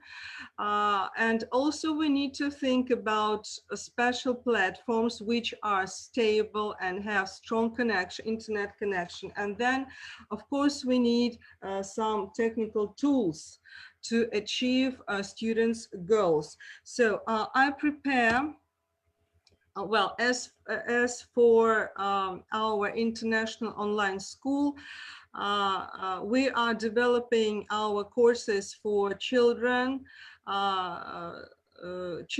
adults, and teachers. And now we are doing some courses for those who want to learn foreign languages, and also for children who wants to take different school subjects online instead of going to school. So according to Russian state program, and some professional development courses for teachers, and some courses for abroad students who wants to learn Russian language. So, and we have such new project for us as Diplomacy School, but it's all about the United Nations model. So they all are quite interesting, and I can share you more information from our website. So of course, when we start working with our online school, we needed partners to help us to enlarge our audience, and we have State Gymnasium number 3.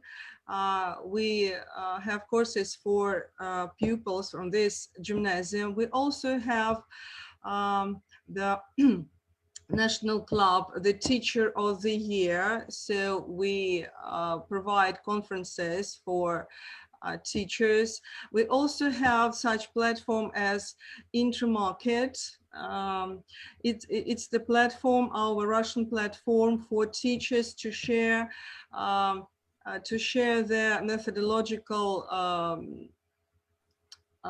materials and to earn extra money. Why not? So, and we have some LMS platform, education platform. In Russian, it's Vznaniya. In English, into the knowledge, probably something like that. So these partners gave us the contacts and provide information about us to their customers. Well, we also use some digital tools.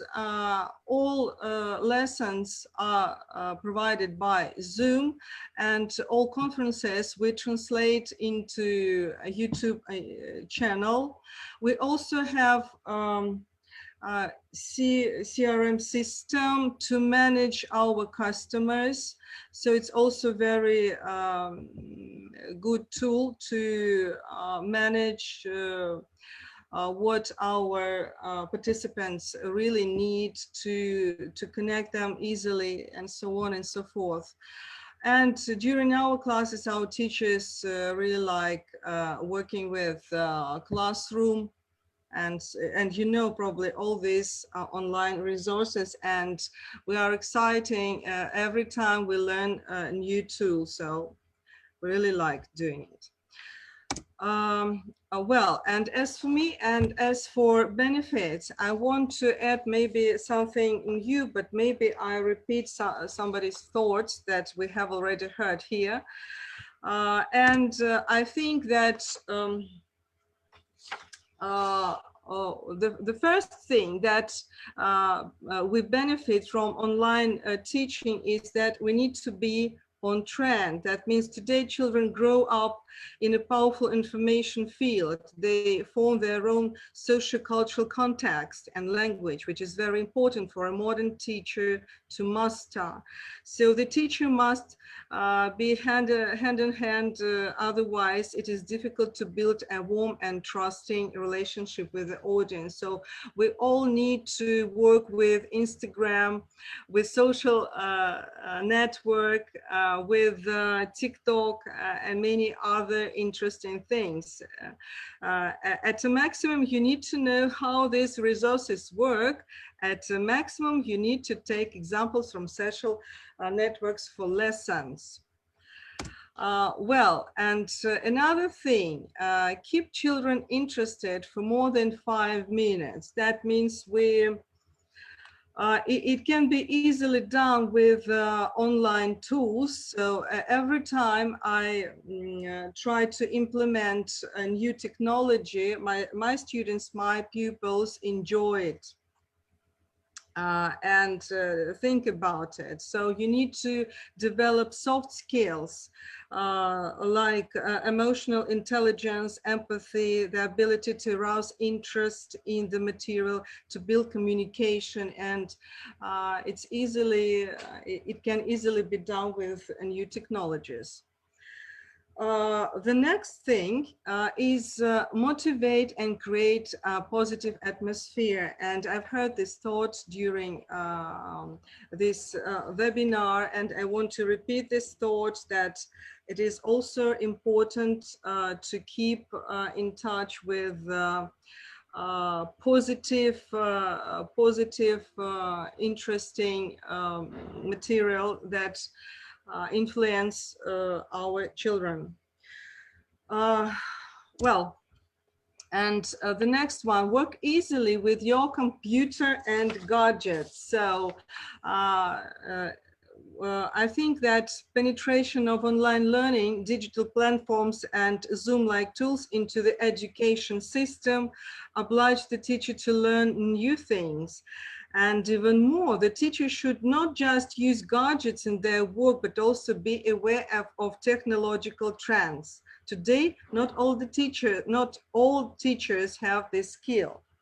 But I think that a situation can be judged by the study of the National Center for Financial Research, namely the Index Attitude to Technological Innovation from Russian teachers. So, which is 76 out of 100 possible. So it's quite high rate, I think. The last benefit, be able to hear all the students and each one individually. So in online, we can connect with our students with modern LMS systems. And it's very easy to do, and students get used to it. So we can get the feedback. We know what is done and where we need to add something. Is it interesting? Are they motivated? And so on and so forth. So probably I want to finish my short speech. Thank you for your attention. Let me remind you that my name is Yulia Tankeva, and if you are interested in our school, our online school, and our future conferences for teachers and for students, please make a screenshot. Probably I will provide you with this information. Thank you very much. Okay, thank you, Yulia. You have given us a very panoramic view of the work that you do. And it seems that you have so many varied activities, from webinars to online courses. And you seem to have developed a lot of experience and a lot of forms of education online. Thank you for providing us with the definition of education e-learning or distance education, because there are a lot of differences, but they are all put into online education. So we need to make a difference between these variations. Thank you for providing us information about your courses. Your conferences seem to be very big, especially that they are given online. I like the analogy you made between theater and cinema. So we are more on a cinema mood than on a theater mood. And we have to adapt ourselves to this position. The recommendations that you provided us are very useful, and we move from the technical side to the human side, and the situation now is more challenging at the human side, the mental, the brain, the interrelationships, and so on. So thank you very much, Julia, and for your interesting ideas and input. Thank you. The next presenter will be from Armenia. And here I'm talking about Alisa Dergarayan. So please present yourself, present your context, and also your ideas. Thank you. Okay, thank you very much. Today I'm going, first of all, I would like to thank all the presenters, not only the teachers, but also all the students, because as educators, we always meet, participate in different kinds of conferences, meetings, trying to share our feelings, our experience, skills, everything is dedicated to distance learning. But what refers to our students, they are our future, and it's very interesting. It was very interesting just to hear their opinions on this topic, because it means that we don't have a standard traditional education in our schools, because majority of our students have developed critical thinking, which is very important as future specialists, as future educators, not only educators, but maybe very brilliant and super professionals in their fields. And critical thinking just not only to offers to have standard knowledge and skills about something, but also to think, to discuss, to share, and why not, in some cases, to criticize and try to struggle against some kinds of issues that they don't agree with it. Today in my topic that I'm going to share, I would like to share my experience and skills, not only about the distance learning, but also I would like to concentrate on teacher training. First of all, I would like to say that this problem I have begun researching about. It's about for 3-4 years I have begun about it, because 3 years ago I chose this topic as a my PhD thesis topic. When I chose this topic, it was something novelty, because at that time there was no pandemic situation, and majority of us tried to travel to participate in different kinds of teacher trainings. And this one was novelty, especially in my country, because many of my teachers just prefer to go to have face-to-face meetings without thinking that we can just attend international, different kinds of foreign teacher trainings in order to get not only certificate, but also to share our skills and experience in foreign platforms, using virtual platforms. Just a minute, I'm going to share my screen, and today I would show you, not only share my experience about the distance learning, but first of all, I would like to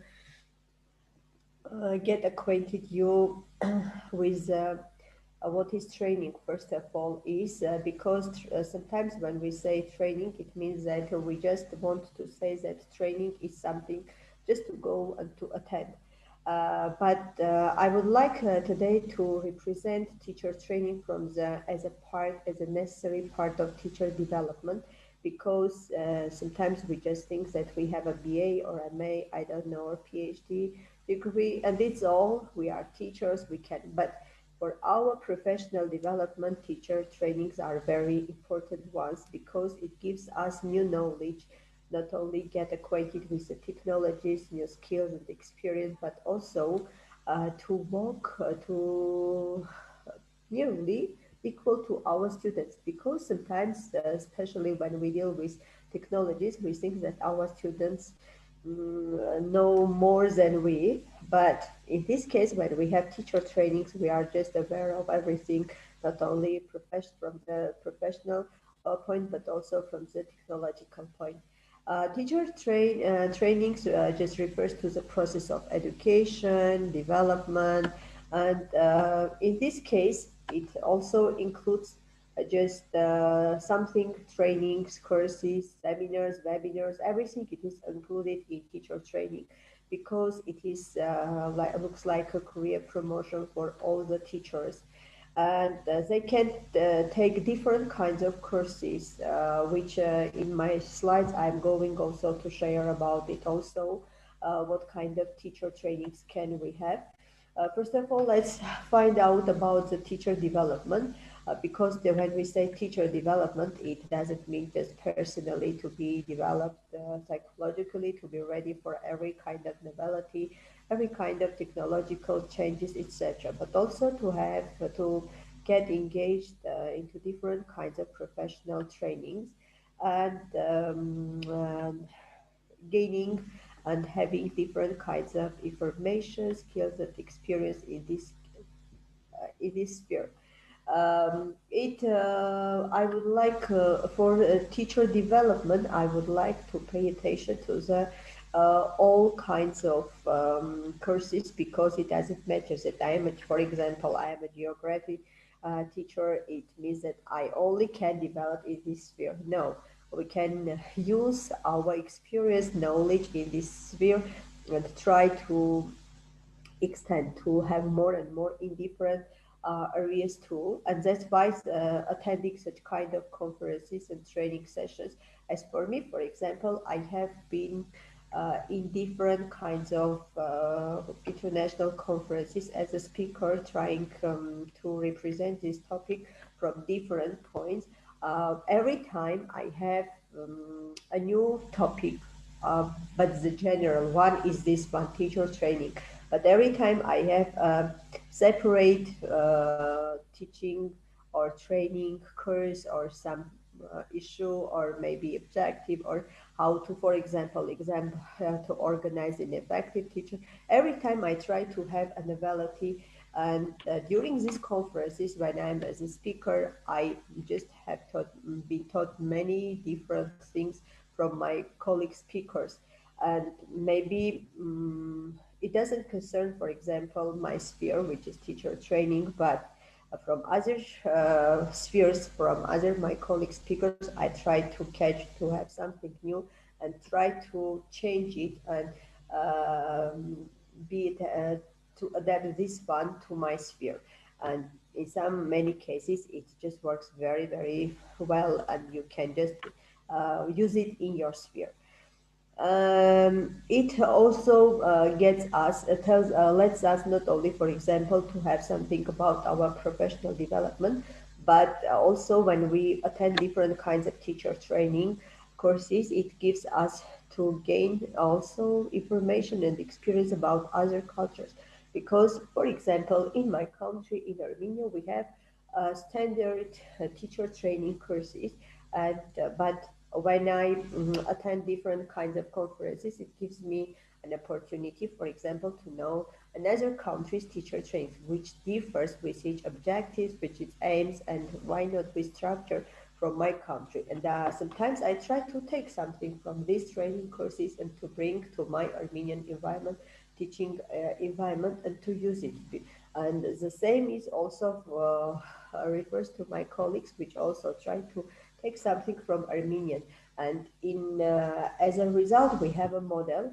At the end, I will try to give something about it.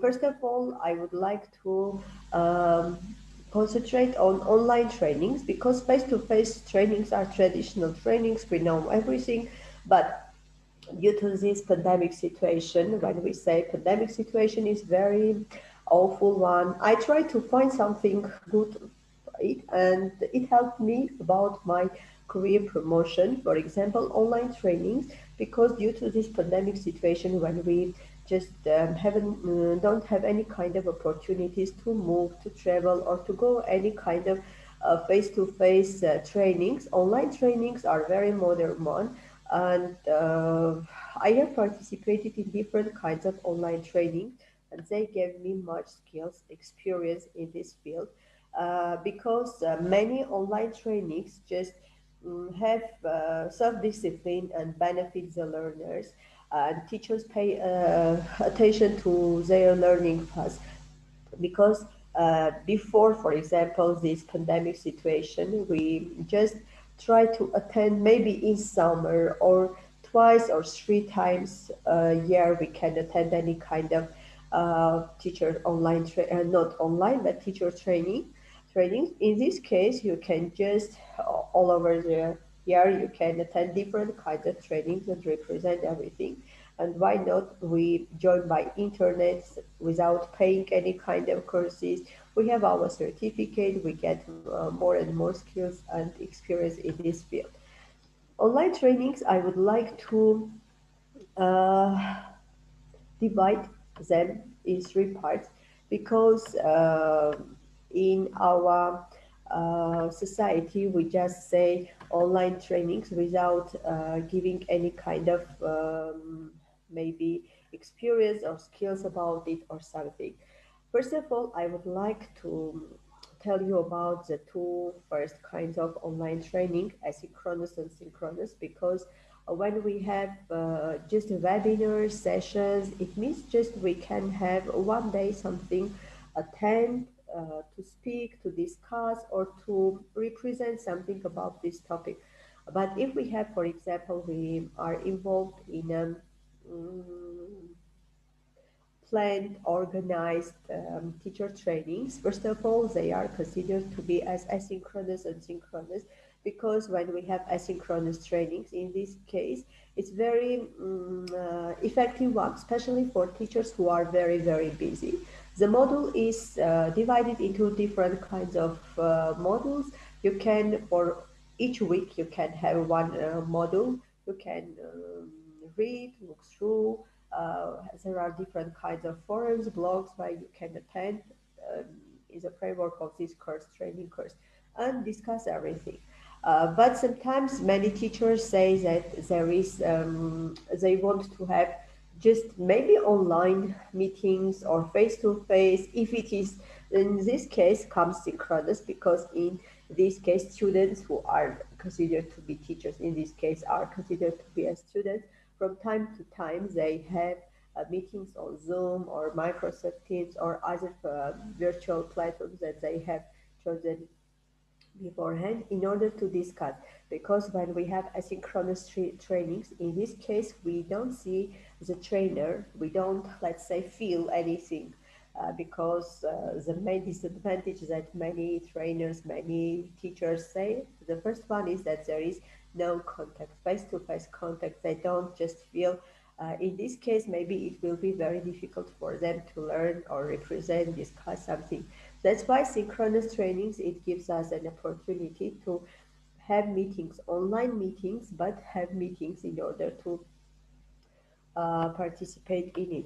And the third one is hybrid courses. When the pandemic situation began, at first there was only asynchronous trainings, because teachers and trainees tried to have such kind of courses and models which will give them an opportunity just to have just a model, a course to pass and get, and have some kinds of quizzes or assignments in order to get the certificate.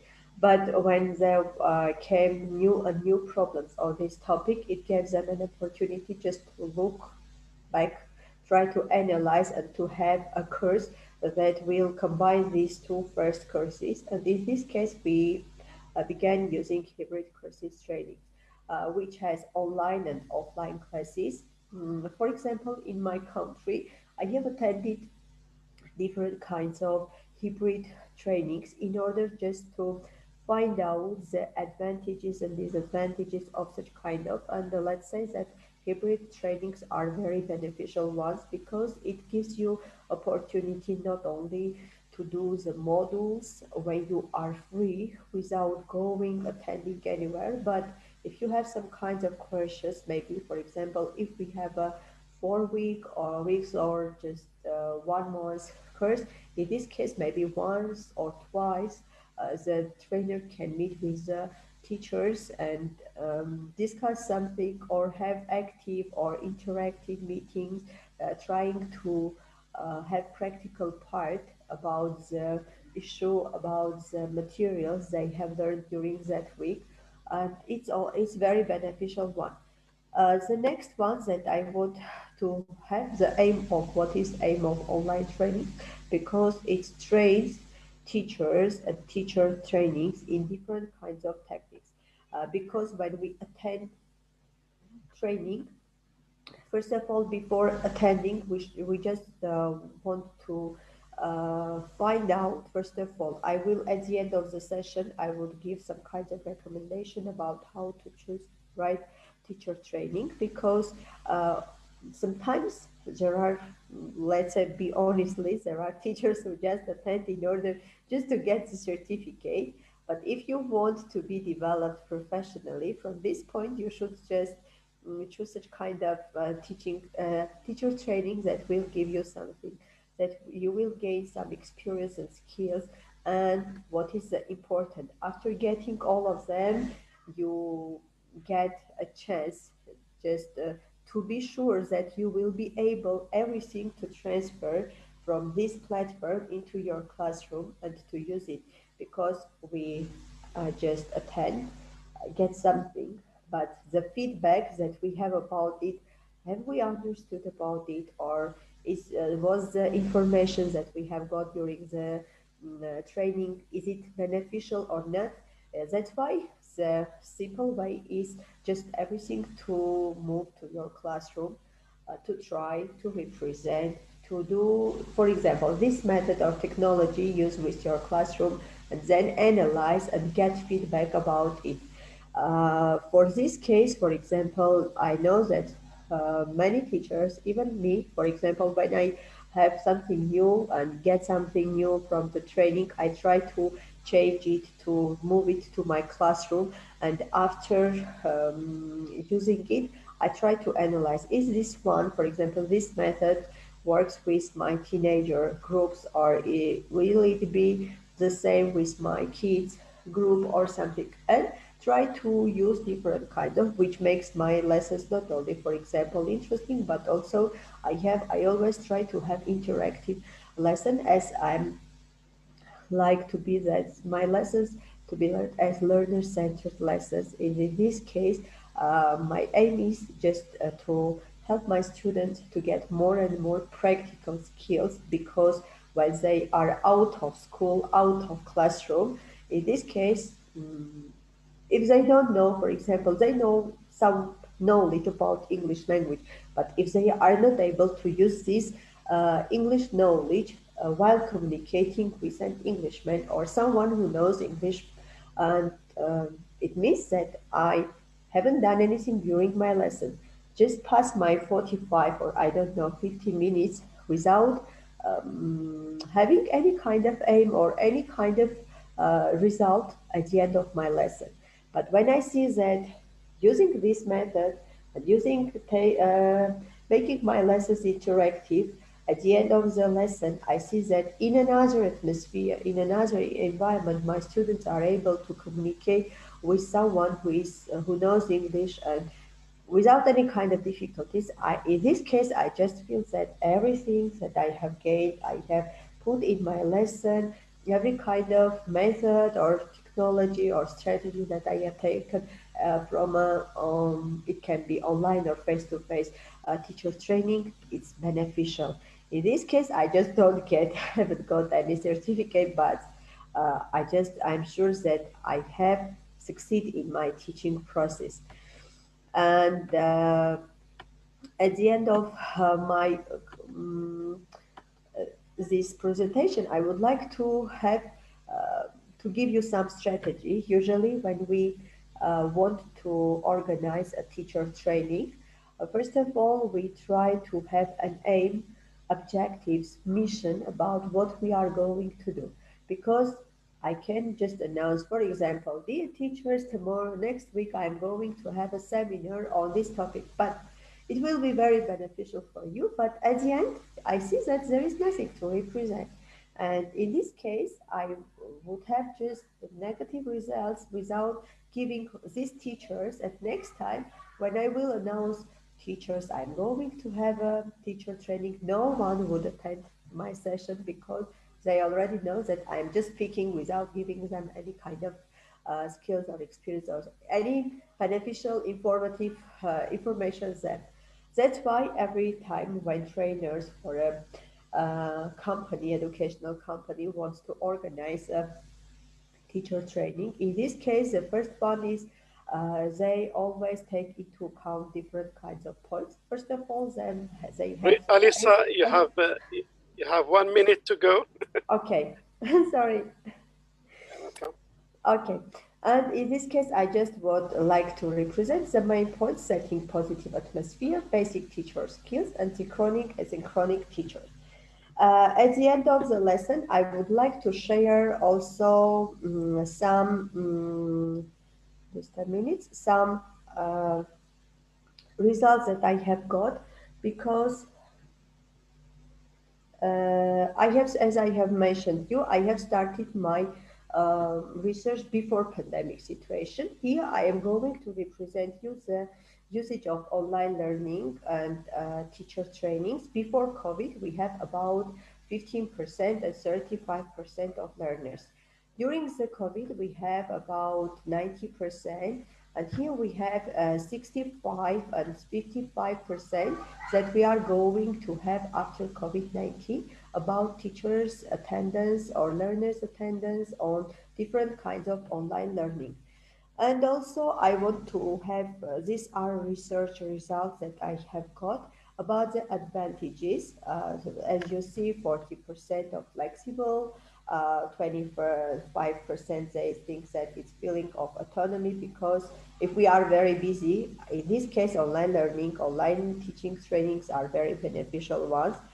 And what about the disadvantages? That it can't be monitored, plagiarism, because in many teaching trainings, if you can look through, you can see that it's the same structure. In many cases, the methods, the structure, the methodology can be repeated.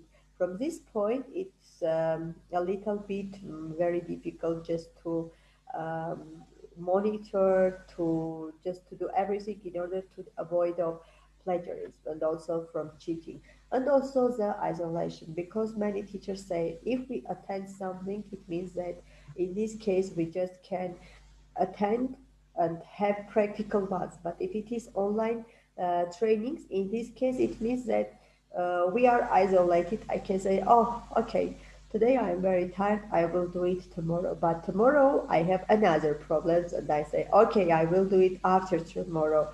From this point, I think it has some kinds of disadvantages. And as a conclusion, I just offer you some recommendation about choosing teaching training.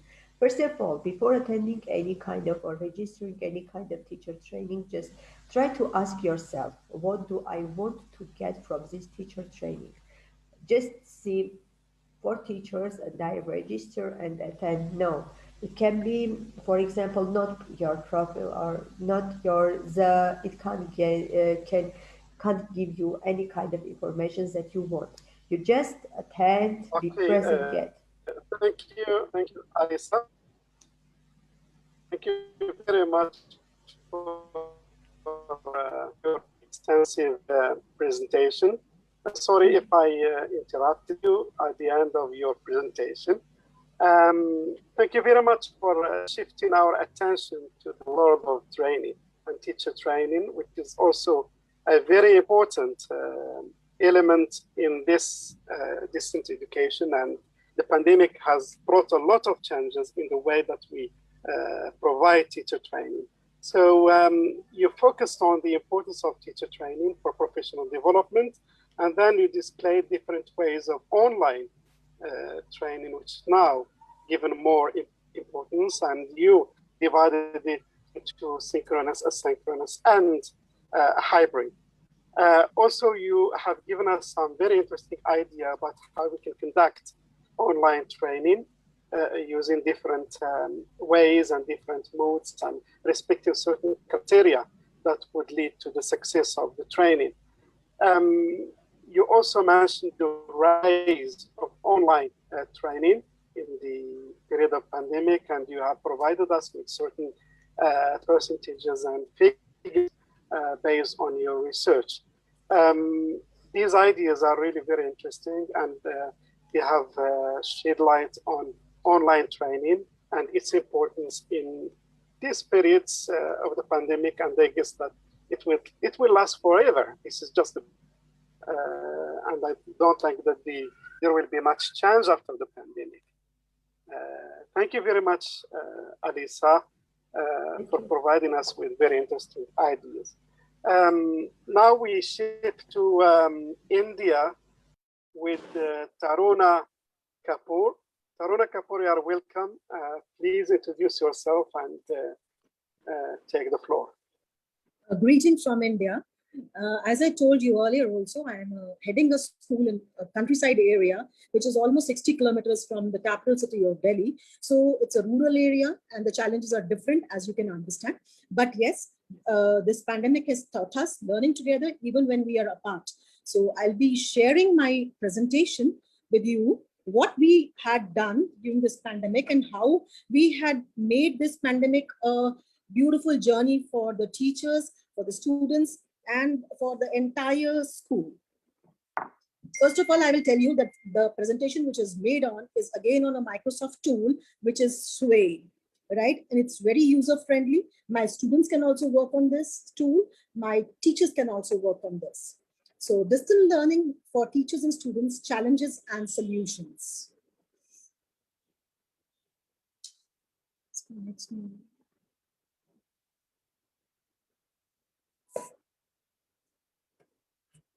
As we were discussing that there are many technical issues when we come up to the teaching strategies, and major challenges are student engagement and motivation, dropouts. The students are not attending the classes. In my school, like 60% of students are taking the classes and 40% are not taking, as they don't understand the importance of online learning. The quality of classes, yes, the teachers are putting in their 100% and making them as interesting as possible, but challenges are still there. Network issues are there because the children don't have those strong Wi-Fi connections, devices, gadgets. They just have one phone at their homes, and that becomes a challenge for them, that if they are siblings, how will they take the class simultaneously?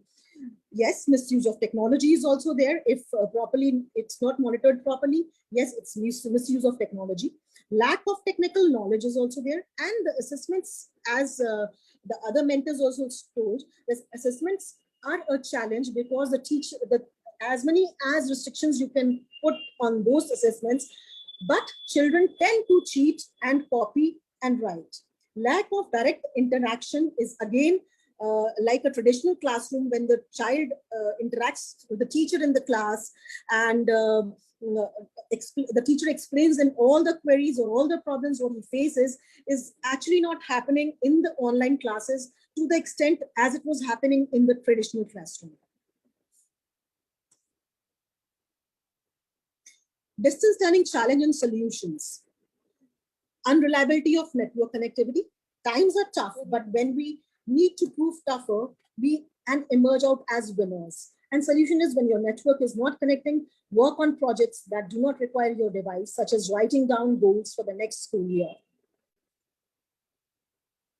What is distance learning? Distance learning is a way of educating students online. Lectures and learning materials are sent over the internet. Students work from home, not in a classroom.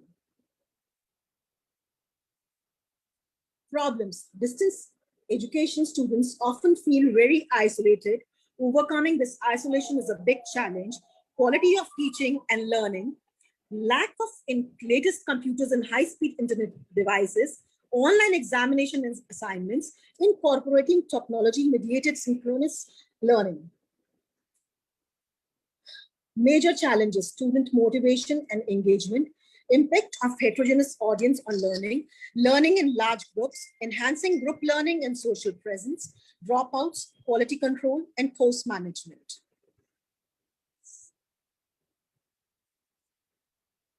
What I did was that I trained my children on a tool which is called Padlet. It is a Microsoft app, and where we did different projects like on happiness, which is the need of the hour, because the happiness, the mental health is the major challenge which children are facing.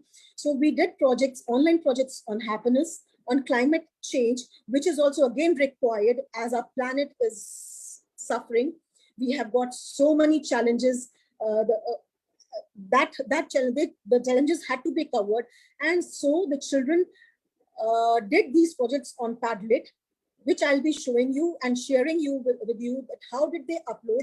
It is very, very simple, where the children just click on a sign and they can post whatever they want to post, and they can share with their friends globally in the class, in the section. So I'm just clicking on this Padlet just to show you my project on the climate change.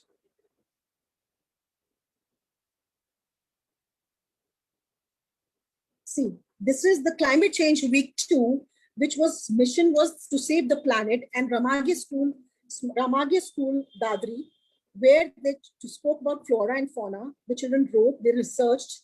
The children spoke about the importance of planting. The little ones, they researched on the seed, heard the story of what is seed, how the seed grows, what is actually, how does it give us pleasure by, you know, putting water in the plants, watering the plants, how do clouds and water and chlorophyll help the nature and the plantation.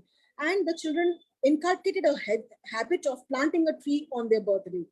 So they also, you know, made it a point to understand that what are herbs, what are shrubs, what are trees, what are their benefits, what are medicinal plants.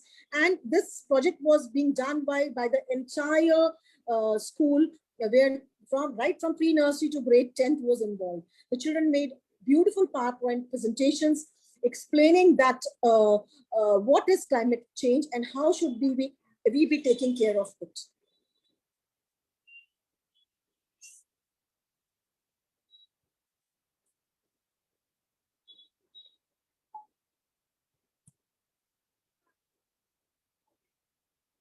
And for the human happiness also, they recorded their videos, that what is happiness to them, and they shared it with the different countries and with different schools. And that is how they could comment on those videos, audios, and they could learn that how happiness can be increased and prevails in the world. Then the second app is Kahoot, where we can create quiz, very interesting quiz related to our content, what we are taking up in the classes. We can create beautiful quizzes for the children. This makes a little class interesting, and the children love to participate in this. And you can test the children on their knowledge by playing this Kahoot. It is just like a game which can be played. It's just an app where we give the code to the child, and the child adds that code, and the game is ready to play. Your questions should be there related to the chapter, and the children love to do it. Once when the dashboard shows that who is first, second, third, you can always give them the certificates. You can design certificates and give them. Flipgrid, again, this is an app where you can hear all the voices. And my students, they did a project with Egypt. Like they have done a number of projects, but I have just specified 2 here because we have a constraint of time also. So there was a project with Egypt where our children shared the costumes, the clothes of India, and the Egyptian children there shared their costumes and clothes, and they recorded their voices, their costumes on this Flipgrid, which is again very easy, just a tap away, where the child has to just record a video and share it. we just have, the teacher has to create a Flipgrid and share a code with the student so that the student can record share the experience and the knowledge and the research, what he has or she has on that. We also, during this climate action project, we also took a pledge for the planet, where the teachers, where the global educators, where the students were involved, and the pledge was recorded on this Flipgrid, and it is still there in the Flipgrid account, and the children can all can comment and share and learn from those pledges. So it's again a very good tool. Online learning advantages and challenges. You know, it's just a clip which I got, and I felt like sharing with you. Adapting to change. Yes, we need to adapt to change because we don't have any solution, as the condition of pandemic is really bad, and we need to find a solution where we can educate our future, because if future is not educated and if we do not give them the proper we do not prepare them for the future world, how will this world run and how will the things move? So it is very important for all of us to work on the children and their technological skills. So these are a few tools which are in Microsoft, and they're very amazing tools for the remote learning, where the children can work and the teacher can also work, and the classroom becomes really interactive and interesting. Here at Ramaghi School, Dadri, what we do, I just wanted to share this plan with you because that will again give a very good idea to you all that how we work with the lesson plan. We have a 5E approach where we engage the children. The child is made to explore, explain, elaborate, and then evaluate that how anything is being done in the class. So there are this is a 5E approach which we follow in our classroom sessions. This is little, I can elaborate it if you wish to, if we have time. What does a student does that is consistent with this model, which shows why does this happen?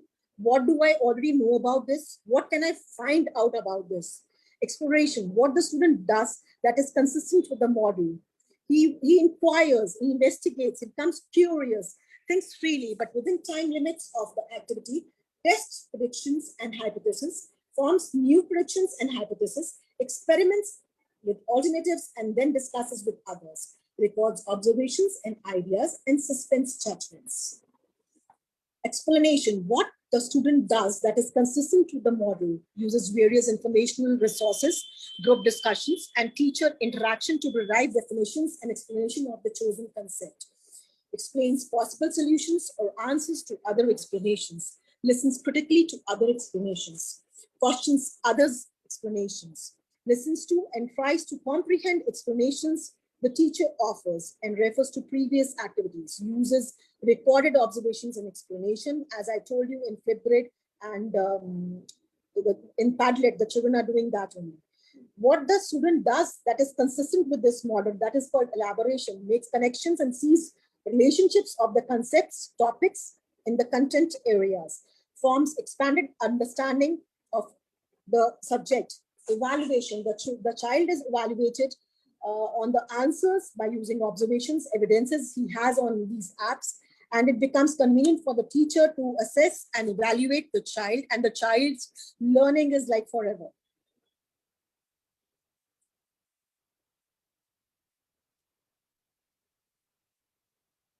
So this is no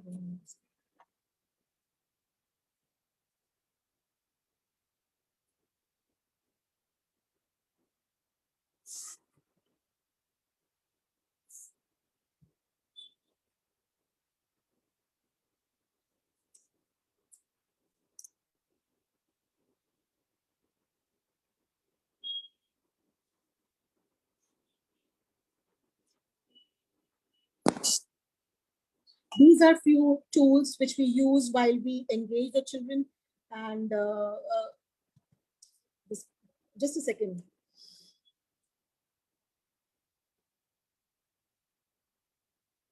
Engage, we brainstorm. What do you think? right? The children work on Padlet, Google Classroom questions, and we do have Mentimeter app, which the children answer on that what their questions are and what they have understood. Explore.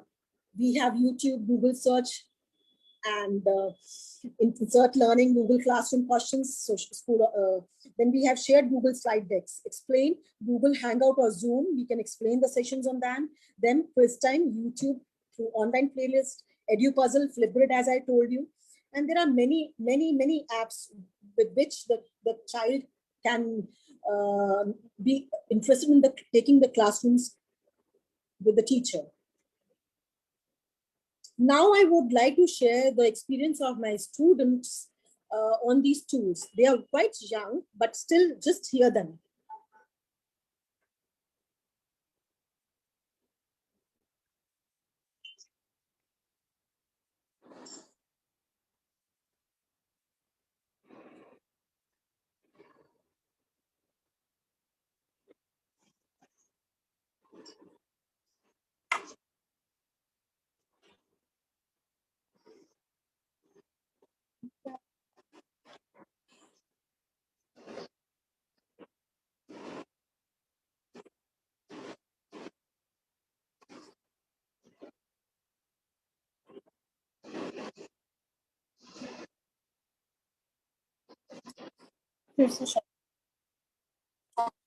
Can you all hear this? Can you all see this? Okay, we can see it, but You not can't hear hear it. anything. Yeah, Just no. a second. The video doesn't move. Yeah, just a second. Give me a second. Okay, take your time.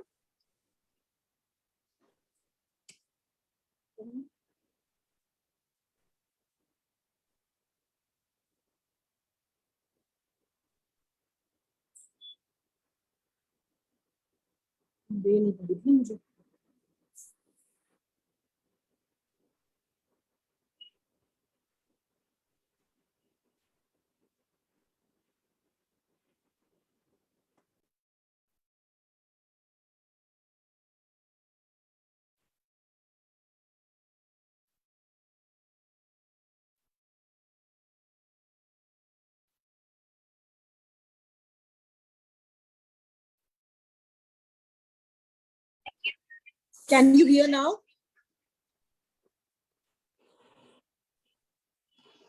Not really. No. Oh my God. The sound should be shared. Sorry, if you haven't shared the sound. Wait, just a second. If you not share the sound. Okay. Just a second.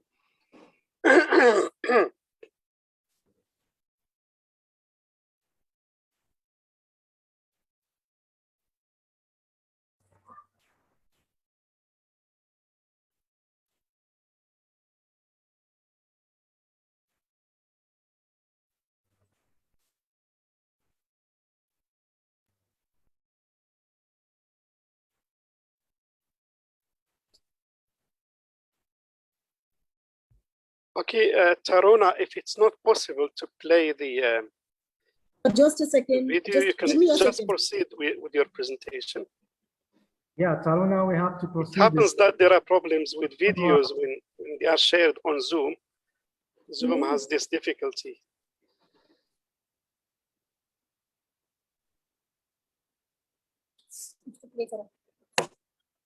Now, can you hear? Not yet. Chalo, let's it.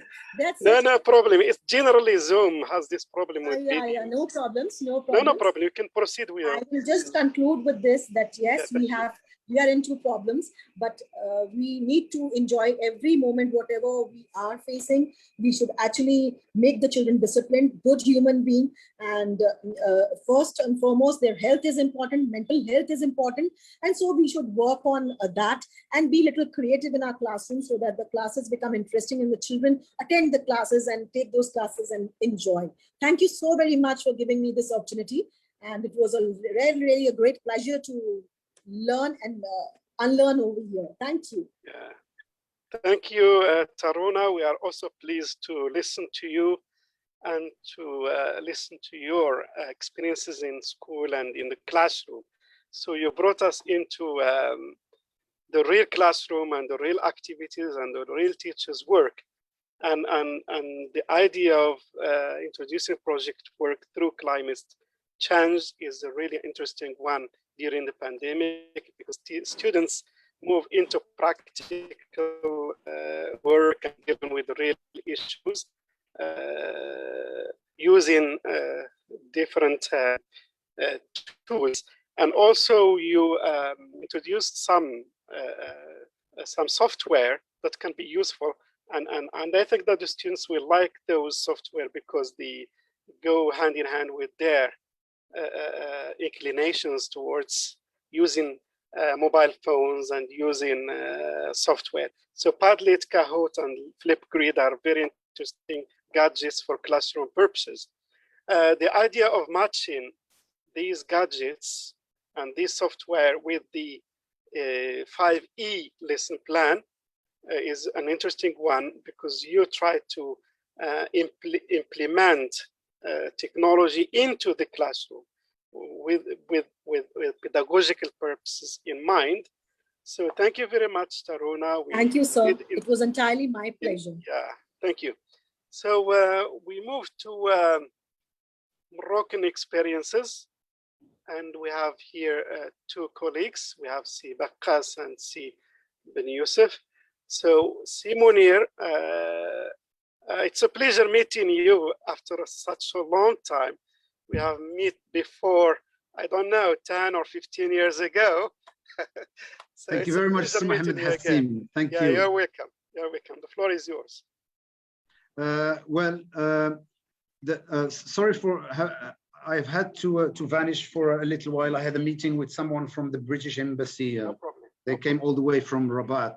To keep things short, I'd rather, as I did in the chat section, I posted all my contact details. And Alice, for example, hi Alice, expressed interest in following up her research project. And anyone with such an interest is welcome to contact me.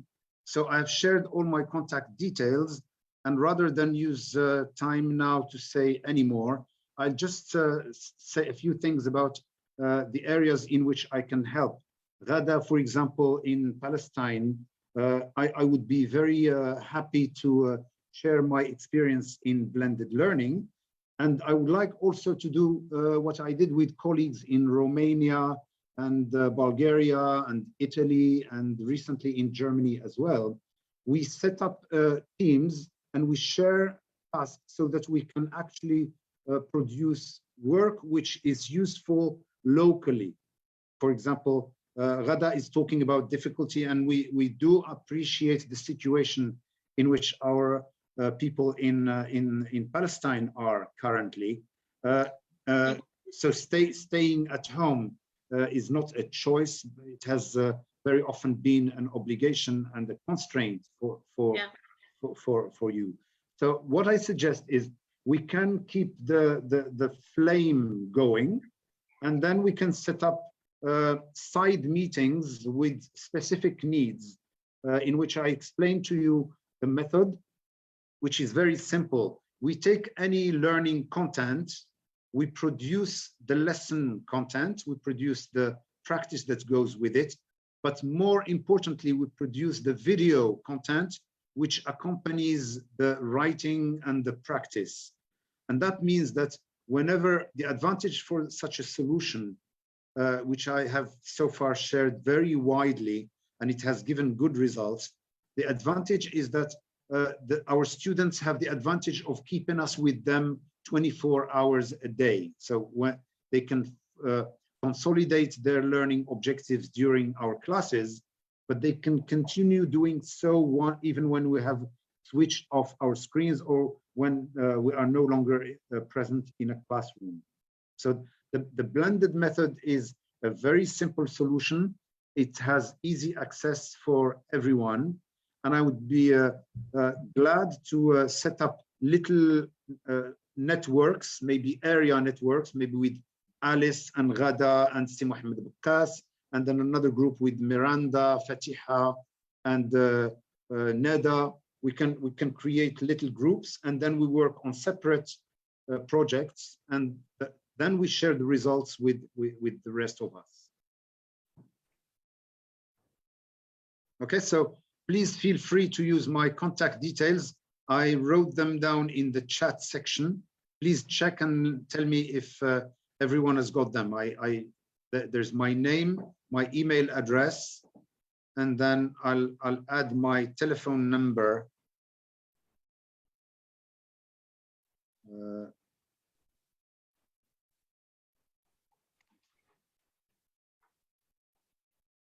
My telephone number for WhatsApp contact.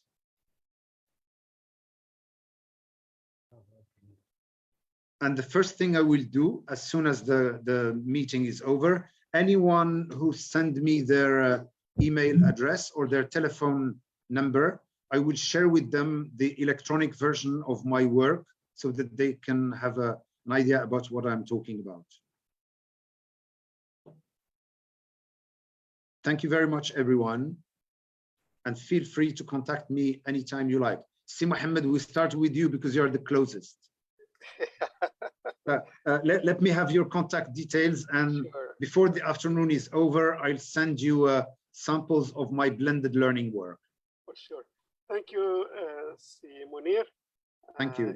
It's a pleasure meeting you again, and thank you for inviting us to join the work that you are doing in blended learning.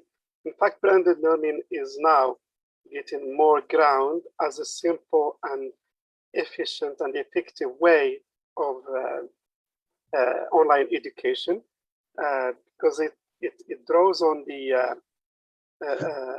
strong points in both synchronous and asynchronous media in order to overcome certain shortcomings of online education. So surely we will continue working with you, Si Munir, in the future. My pleasure. Thank you. Welcome. Last but not least, we have another Moroccan colleague, Si Mohamed Baqas, friend and a colleague for a long period of time. Si Mohamed, the floor is yours.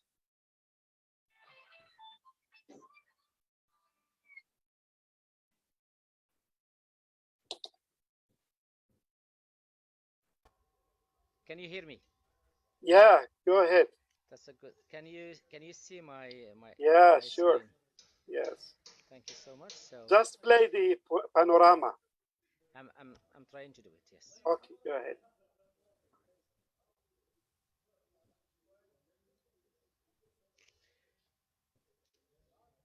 It's fine now. Yeah, sure. Thank you. Of course, the title of my Just presentation. raise your voice, please. With pleasure, I'll do. So my presentation is about online teaching, and it tells the experience we had in Tarudant. So this is the outline of my presentation: the objectives, definition of online teaching, means of online teaching, advantages of online teaching, constraints of online teaching, of course, sharing personal experiences. Then we have a wrap up. So the objectives is to define online teaching, to discuss the advantages of online teaching, to discuss the constraints of online teaching, to share personal experiences. This is what we have been doing so far here, to suggest some solutions to the recent situation in our beloved country. So of course here this is a definition for okay, just to use this one, yeah, so that they can see. Online education is defined as the creation and proliferation of the personal computer, the globalization. Si Mohamed Baqas, sorry to interrupt you. I don't know whether it's only me, but I can't hear very well. Okay, yeah, the voice quality, it's not okay, Si Baqas. Can you please raise your voice? Can you hear now? No, it's still too low. You may have to adjust your volume. Si Mohamed, you can bring the mic a little bit nearer to your mouth. Yes, now. I think it's something to do with the volume adjustment. Your volume adjustment needs to be taken care of. Okay, what about now? No, we can't. I can't hear. It's the same. It's the same. What about now? It's still very faint. Yeah, you just raise your voice. For me, I can hear you, but just raise your voice. So for the definition of online education, we said online education is defined as the creation and proliferation of personal computer, globalization of ideas and other human acts, and the use of technology. Of course, you can have the definition. It's on the screen. This is the first definition. This is the second one. It's a planned teaching and learning experience that uses a wide spectrum of technologies to reach learners at a distance and is designed to encourage learner interaction and certification of learning. The other one is the term distance learning has been applied to many instructional methods. However, its primary distinction is that the teacher and the learner are separate in space and possibly in time. Another definition: distance education and training results from the technological separation of teacher and learner, which frees the student from the necessity of traveling to a fixed place at a fixed time to meet a fixed person in order to be trained. Okay, that's another definition. Now, there are two types of online learning / teaching. So the first one is synchronous. It's the kind of learning that happens in real time. This means that your classmates and your instructor interact in a specific virtual place through a specific online medium at a specific time. So it's not, in other words, it's not exactly anywhere, anyhow, anytime. Methods of synchronous online include video conferencing, like what we are doing now, teleconferencing, live chatting, and live streaming lectures. Asynchronous or asynchronous happens on your schedule while your course of study, instructor, or degree program will provide materials for reading, lectures for viewing, assignments, and so on, and you do them at a later time, and you get the feedback at a later time. Now, what are the tools used for remote teaching / learning? We have Skype, Zoom, Google Meet, Google Classroom, Edmodo, WhatsApp, Facebook groups, Teams, and so on. The advantages, okay, flexibility. I think this, because I can't, yeah, anywhere, anyone, anywhere. Autonomous learning. Learners are responsible for their learning. Students learn according to their own pace. Time saving, money saving, individualization, catering for the various learning styles, saving the environment. It's motivating and engaging. Of course, it's a relaxing environment for shy students as well as bullied ones. Constraints: lack of training, limited interaction, absence of feedback, shortage of ICT tools and materials, time and effort consuming, absence of equity and equality, cheating, lack of parent control, poor social skills, health problems, problems of privacy. Of course, there are many other things. Now, what are the suggestions to solve these constraints? Number one, we need training for all the people who are working within the educational system. Free access to online tools, free technological tools and equipment, sharing among teachers of one school, directorate, country, and so on. Fixed timetables for online teaching, coordination, involving parents in the online teaching. Of course, we have a variety. Okay, if we want to wrap up, we defined online teaching. We talked about advantages, disadvantages or constraints. We provide some solutions. Okay, this is how I always finish my presentation. This is an exit slip. 3 things I learned today. 2 things I found interesting. 1 question I still have. Flowers from Taroudant to all of you wherever you are. Thank you so much. Thank you, Si Mohammed, for the flowers. My pleasure. Yeah. Okay, it seems that you have given us a general view of what has been said in the previous presentations. You provided many definitions, of course, and each definition focuses on a specific point. And then you give us the different forms of online teaching, synchronous, asynchronous. Then you give an idea about advantages and constraints. So now we are in a position to discuss the online education in a global idea. For me, I don't have much to say concerning this point because you have mentioned everything, I guess. I only focus on one point, which is that online education is a new phenomenon. It's about 1.5 years. It's not new really, because it has been around for so long, more than 2 decades. But with the pandemic, it has started to become given more importance. And I think that this importance is here to stay. And we need to find ways how we can deal with the situation. Online education is new. And now we are aware of the benefits and aware of the challenges. And we need to find a way how to efficiently and effectively go into online education. And I guess in the future, we'll have a lot of practical solutions that we'll benefit from. And let's have this discussion continue amongst us in the future by giving us stories about your successes, about your solutions, about your issues, so that we can benefit from each other, because this is a world where collaboration and communication is very important in order to come up with better solutions. So thank you very much for your presentations.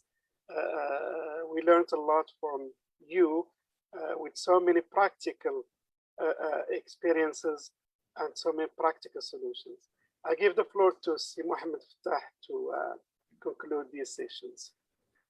Right, so thank you very much to everyone. Thank you very much for students, for teachers, for our guest speakers. Thank you very much for your fruitful information. Before we conclude the webinar, so let's have the final word by everyone attending the webinar. And let's start from India. Let's start from India. We have Sinka Pisik. Sorry, it's from India. We have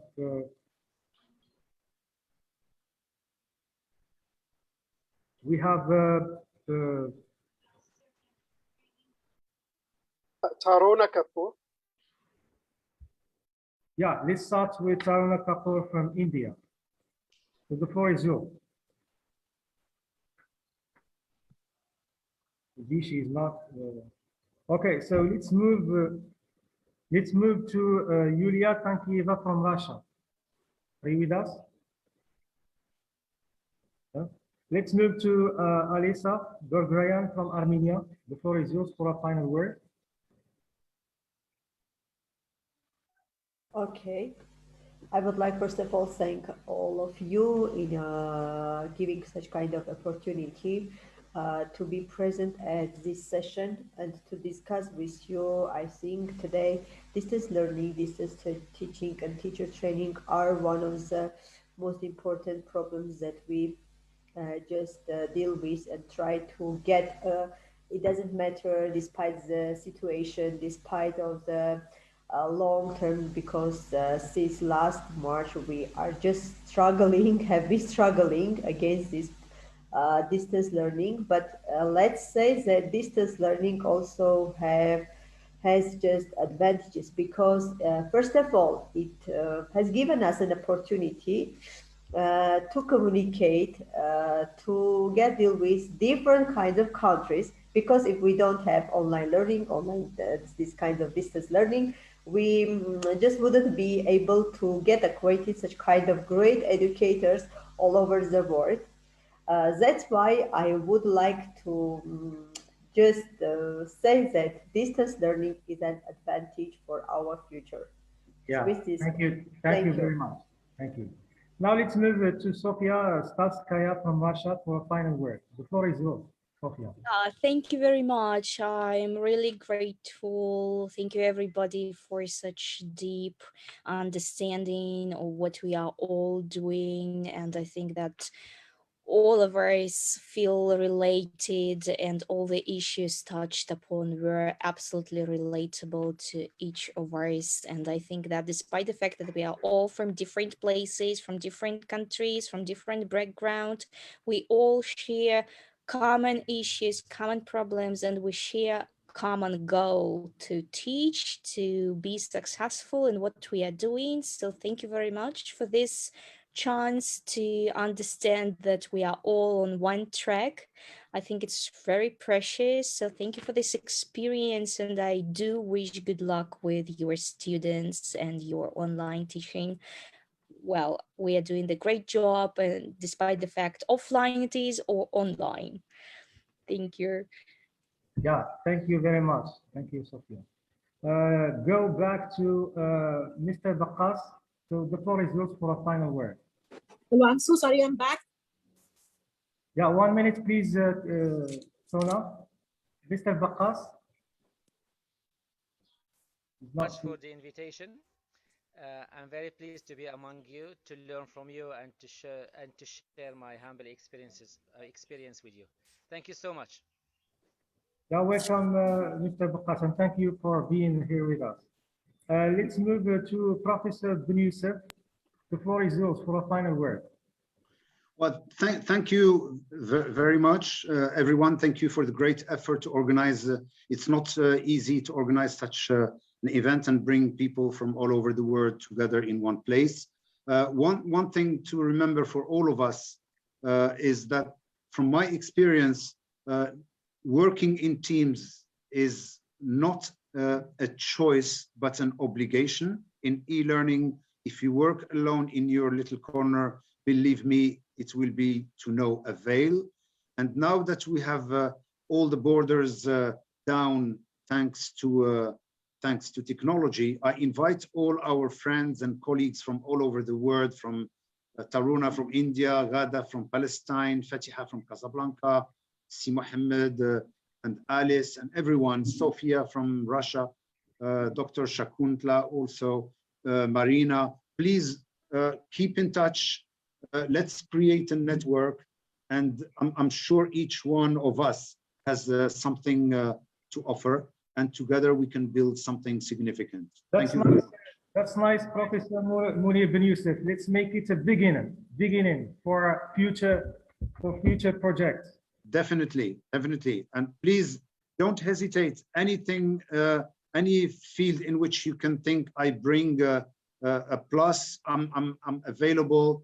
Just send me a message, or please, anyone. I think Marina said Marina Khariton. Yeah, I reposted my contact details. Yeah, it's if okay. You just scroll up. Mr. Munir Ben Youssef, we are going to provide them with enough details in terms of to be in direct contact with you. Excellent, and I would like to have everyone's contact details as well. Yeah, thank you very much. Let's go back to Taruna Kapoor from India for a final word. The floor is yours. It was a lovely, heartfelt thank you. You know, it was an amazing session. We actually, as Sir said, that networking and collaboration is very important. And I'm really overwhelmed with joy by listening and learning from all the educators. It was an amazing session. Rightly said, bringing so many people together on a platform and to organize such a successful event. All hats off to you and a salute to you. Yes, thank you very much. Thank you. We have also another friend, Dr. Shakuntla Satsanji Jaiman from India. So the floor is yours for a final word. Thank you, Feta. It was again a pleasure. I joined you last time. I learned a lot. I again joined you this time, and I've again learned a lot. And it's a pleasure to be networking with people from so many countries, listening to their views, etc. And like someone said, we share common problems, we share common ideas, and we should share the common,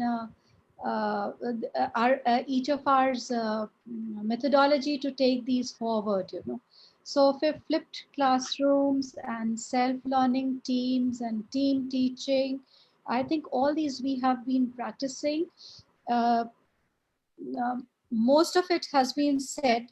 I would just like to draw the attention of all here to the importance of group dynamics and how we can, have groups amongst our classrooms which can be working amongst themselves, because whenever children work in groups, I feel they are more active, more learning takes place. So there are a lot of activities, and also, you know, the gifted ones come out right in front. My research from IIT Delhi is on gifted children education. So some other time, maybe I'd like to share definitely how we can, you know, collaborate, compete to make sure that every child's potential is realized. Okay, so thanks once again for having me here, and thank you to all of you. Have a great day. Thank you. Yeah, thank you very much. And we are very happy to have you with us as well. Now let's move to Claire Wu from Taiwan for a final word. Are you with us? No? Marina Karitomashvili from the AGS school. Hello, I'm here. And once The floor is again, yours for a final word. okay, thank you. First of all, once again, I want to say, I would like to thanks and to say a lot of thanks to the organizers of this global webinar. And I am very appreciated, and it's a great honor for me to see such kind of a very high educated, clever, high skilled students, teachers, lecturers, professors, and so on.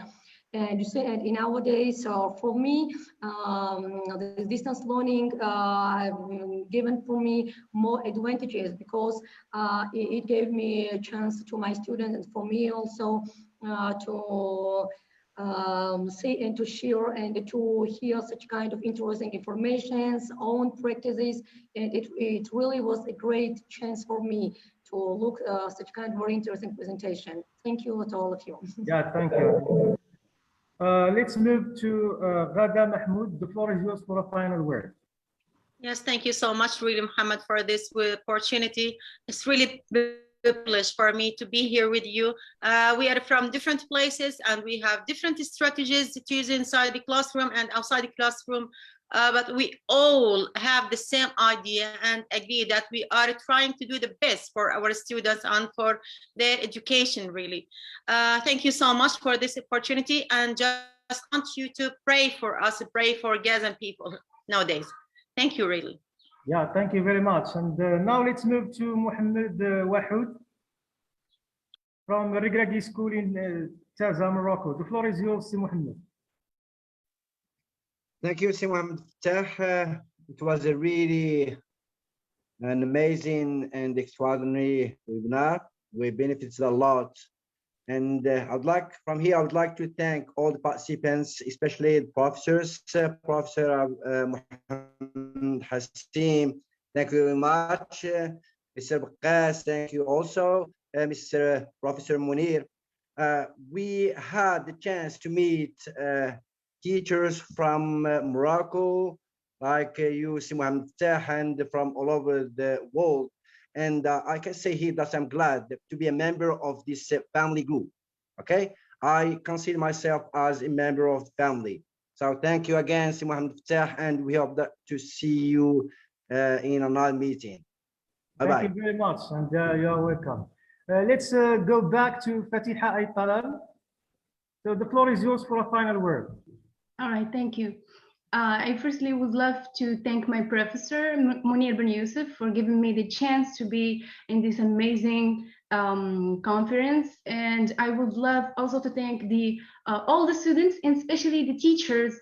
And I, as a student, I appreciate all your hard work.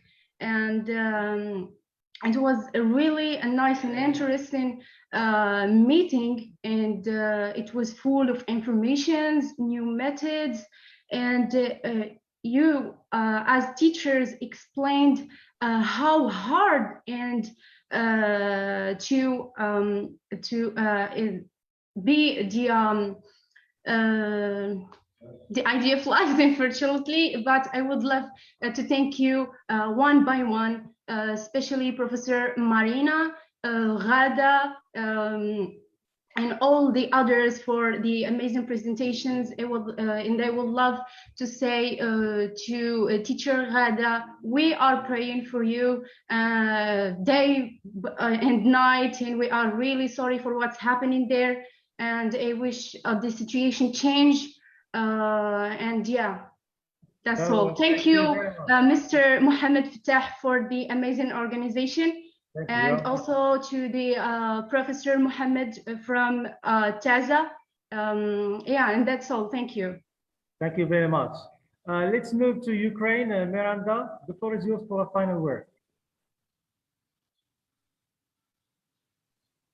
Miranda? Sorry, me? I'm not from Ukraine. I'm from Georgia. Yeah, from Georgia. Okay, sorry. Hello. So I'm an English teacher from Georgia. It is honor to be here right now.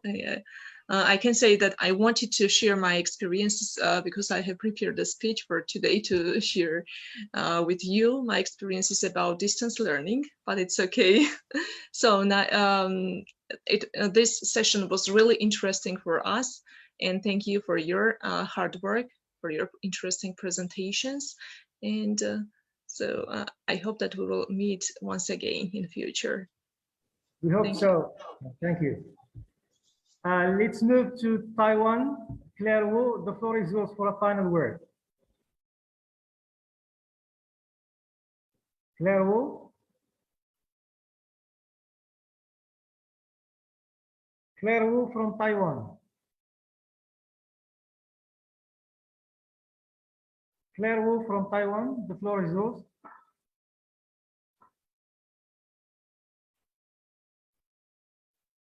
Claire Wu, you hear me?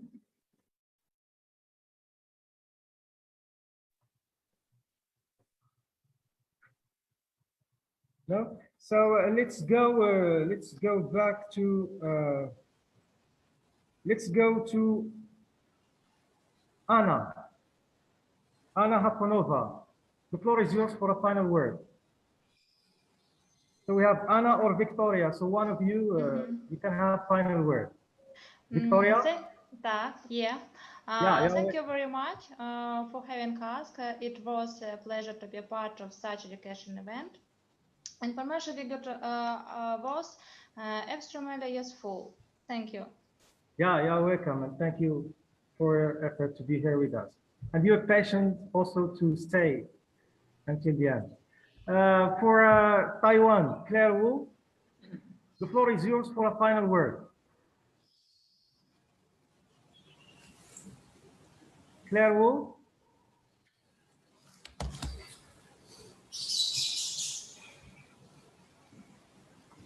Claire Wu? No? So let's go to Serbia. Stasa, the floor is yours for a final word. Hello, everyone again.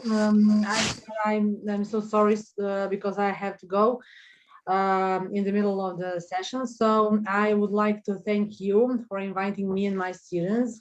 And I think that the webinar is really interesting, amazing, and there were great presentations, both with students and their teachers. So goodbye from Pirot, Serbia. Thank you. Thank you. Claire Wu. Yes. The floor is yours Yes. for the word. And thank you for inviting me to this big family. I also learned a lot from you guys. And I hope to looking forward to see you soon, and looking forward to have more cooperation between the teachers and the students. Okay, thank you. Thank you very much. Thank you very much.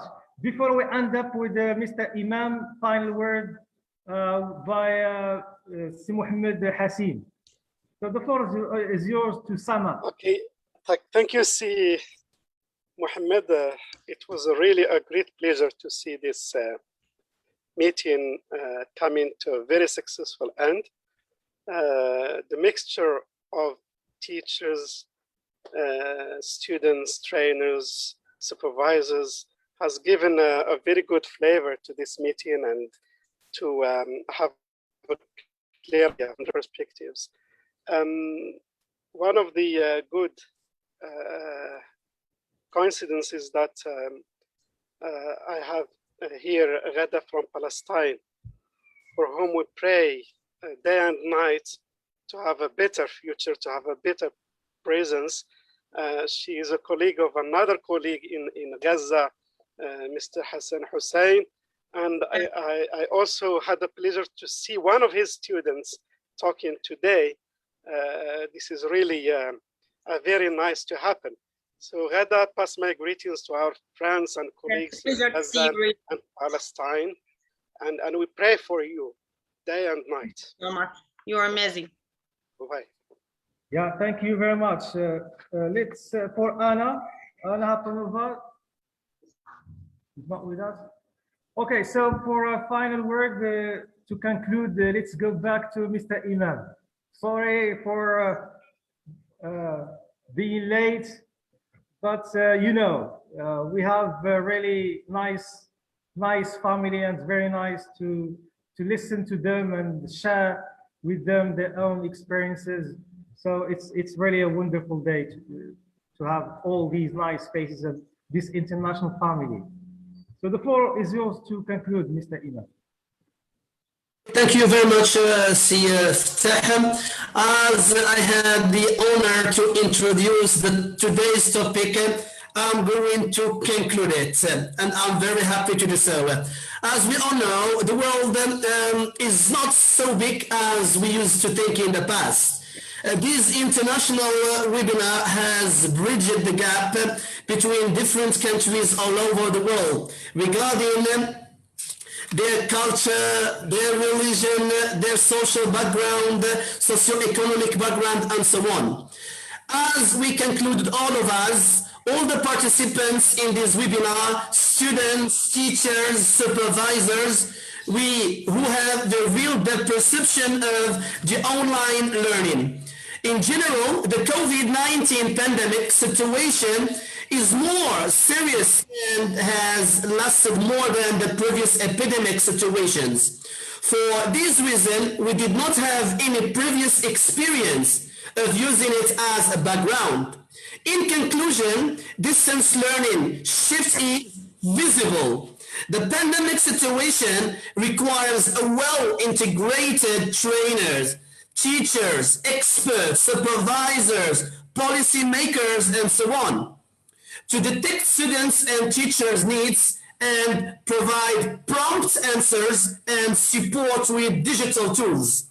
We are all surfing the virtual environments with greater or less difficulty, and we have the firm conviction that education must not stop. Thank you very much for your being patient. Thank you very much for all the participants, experts, professors, teachers, students, without whom this webinar have never seen the light. Looking forward to seeing you, to meeting you in upcoming events, inshallah. Thank you very much. Thank you. I'll see you then. Thank you very much. Thank you.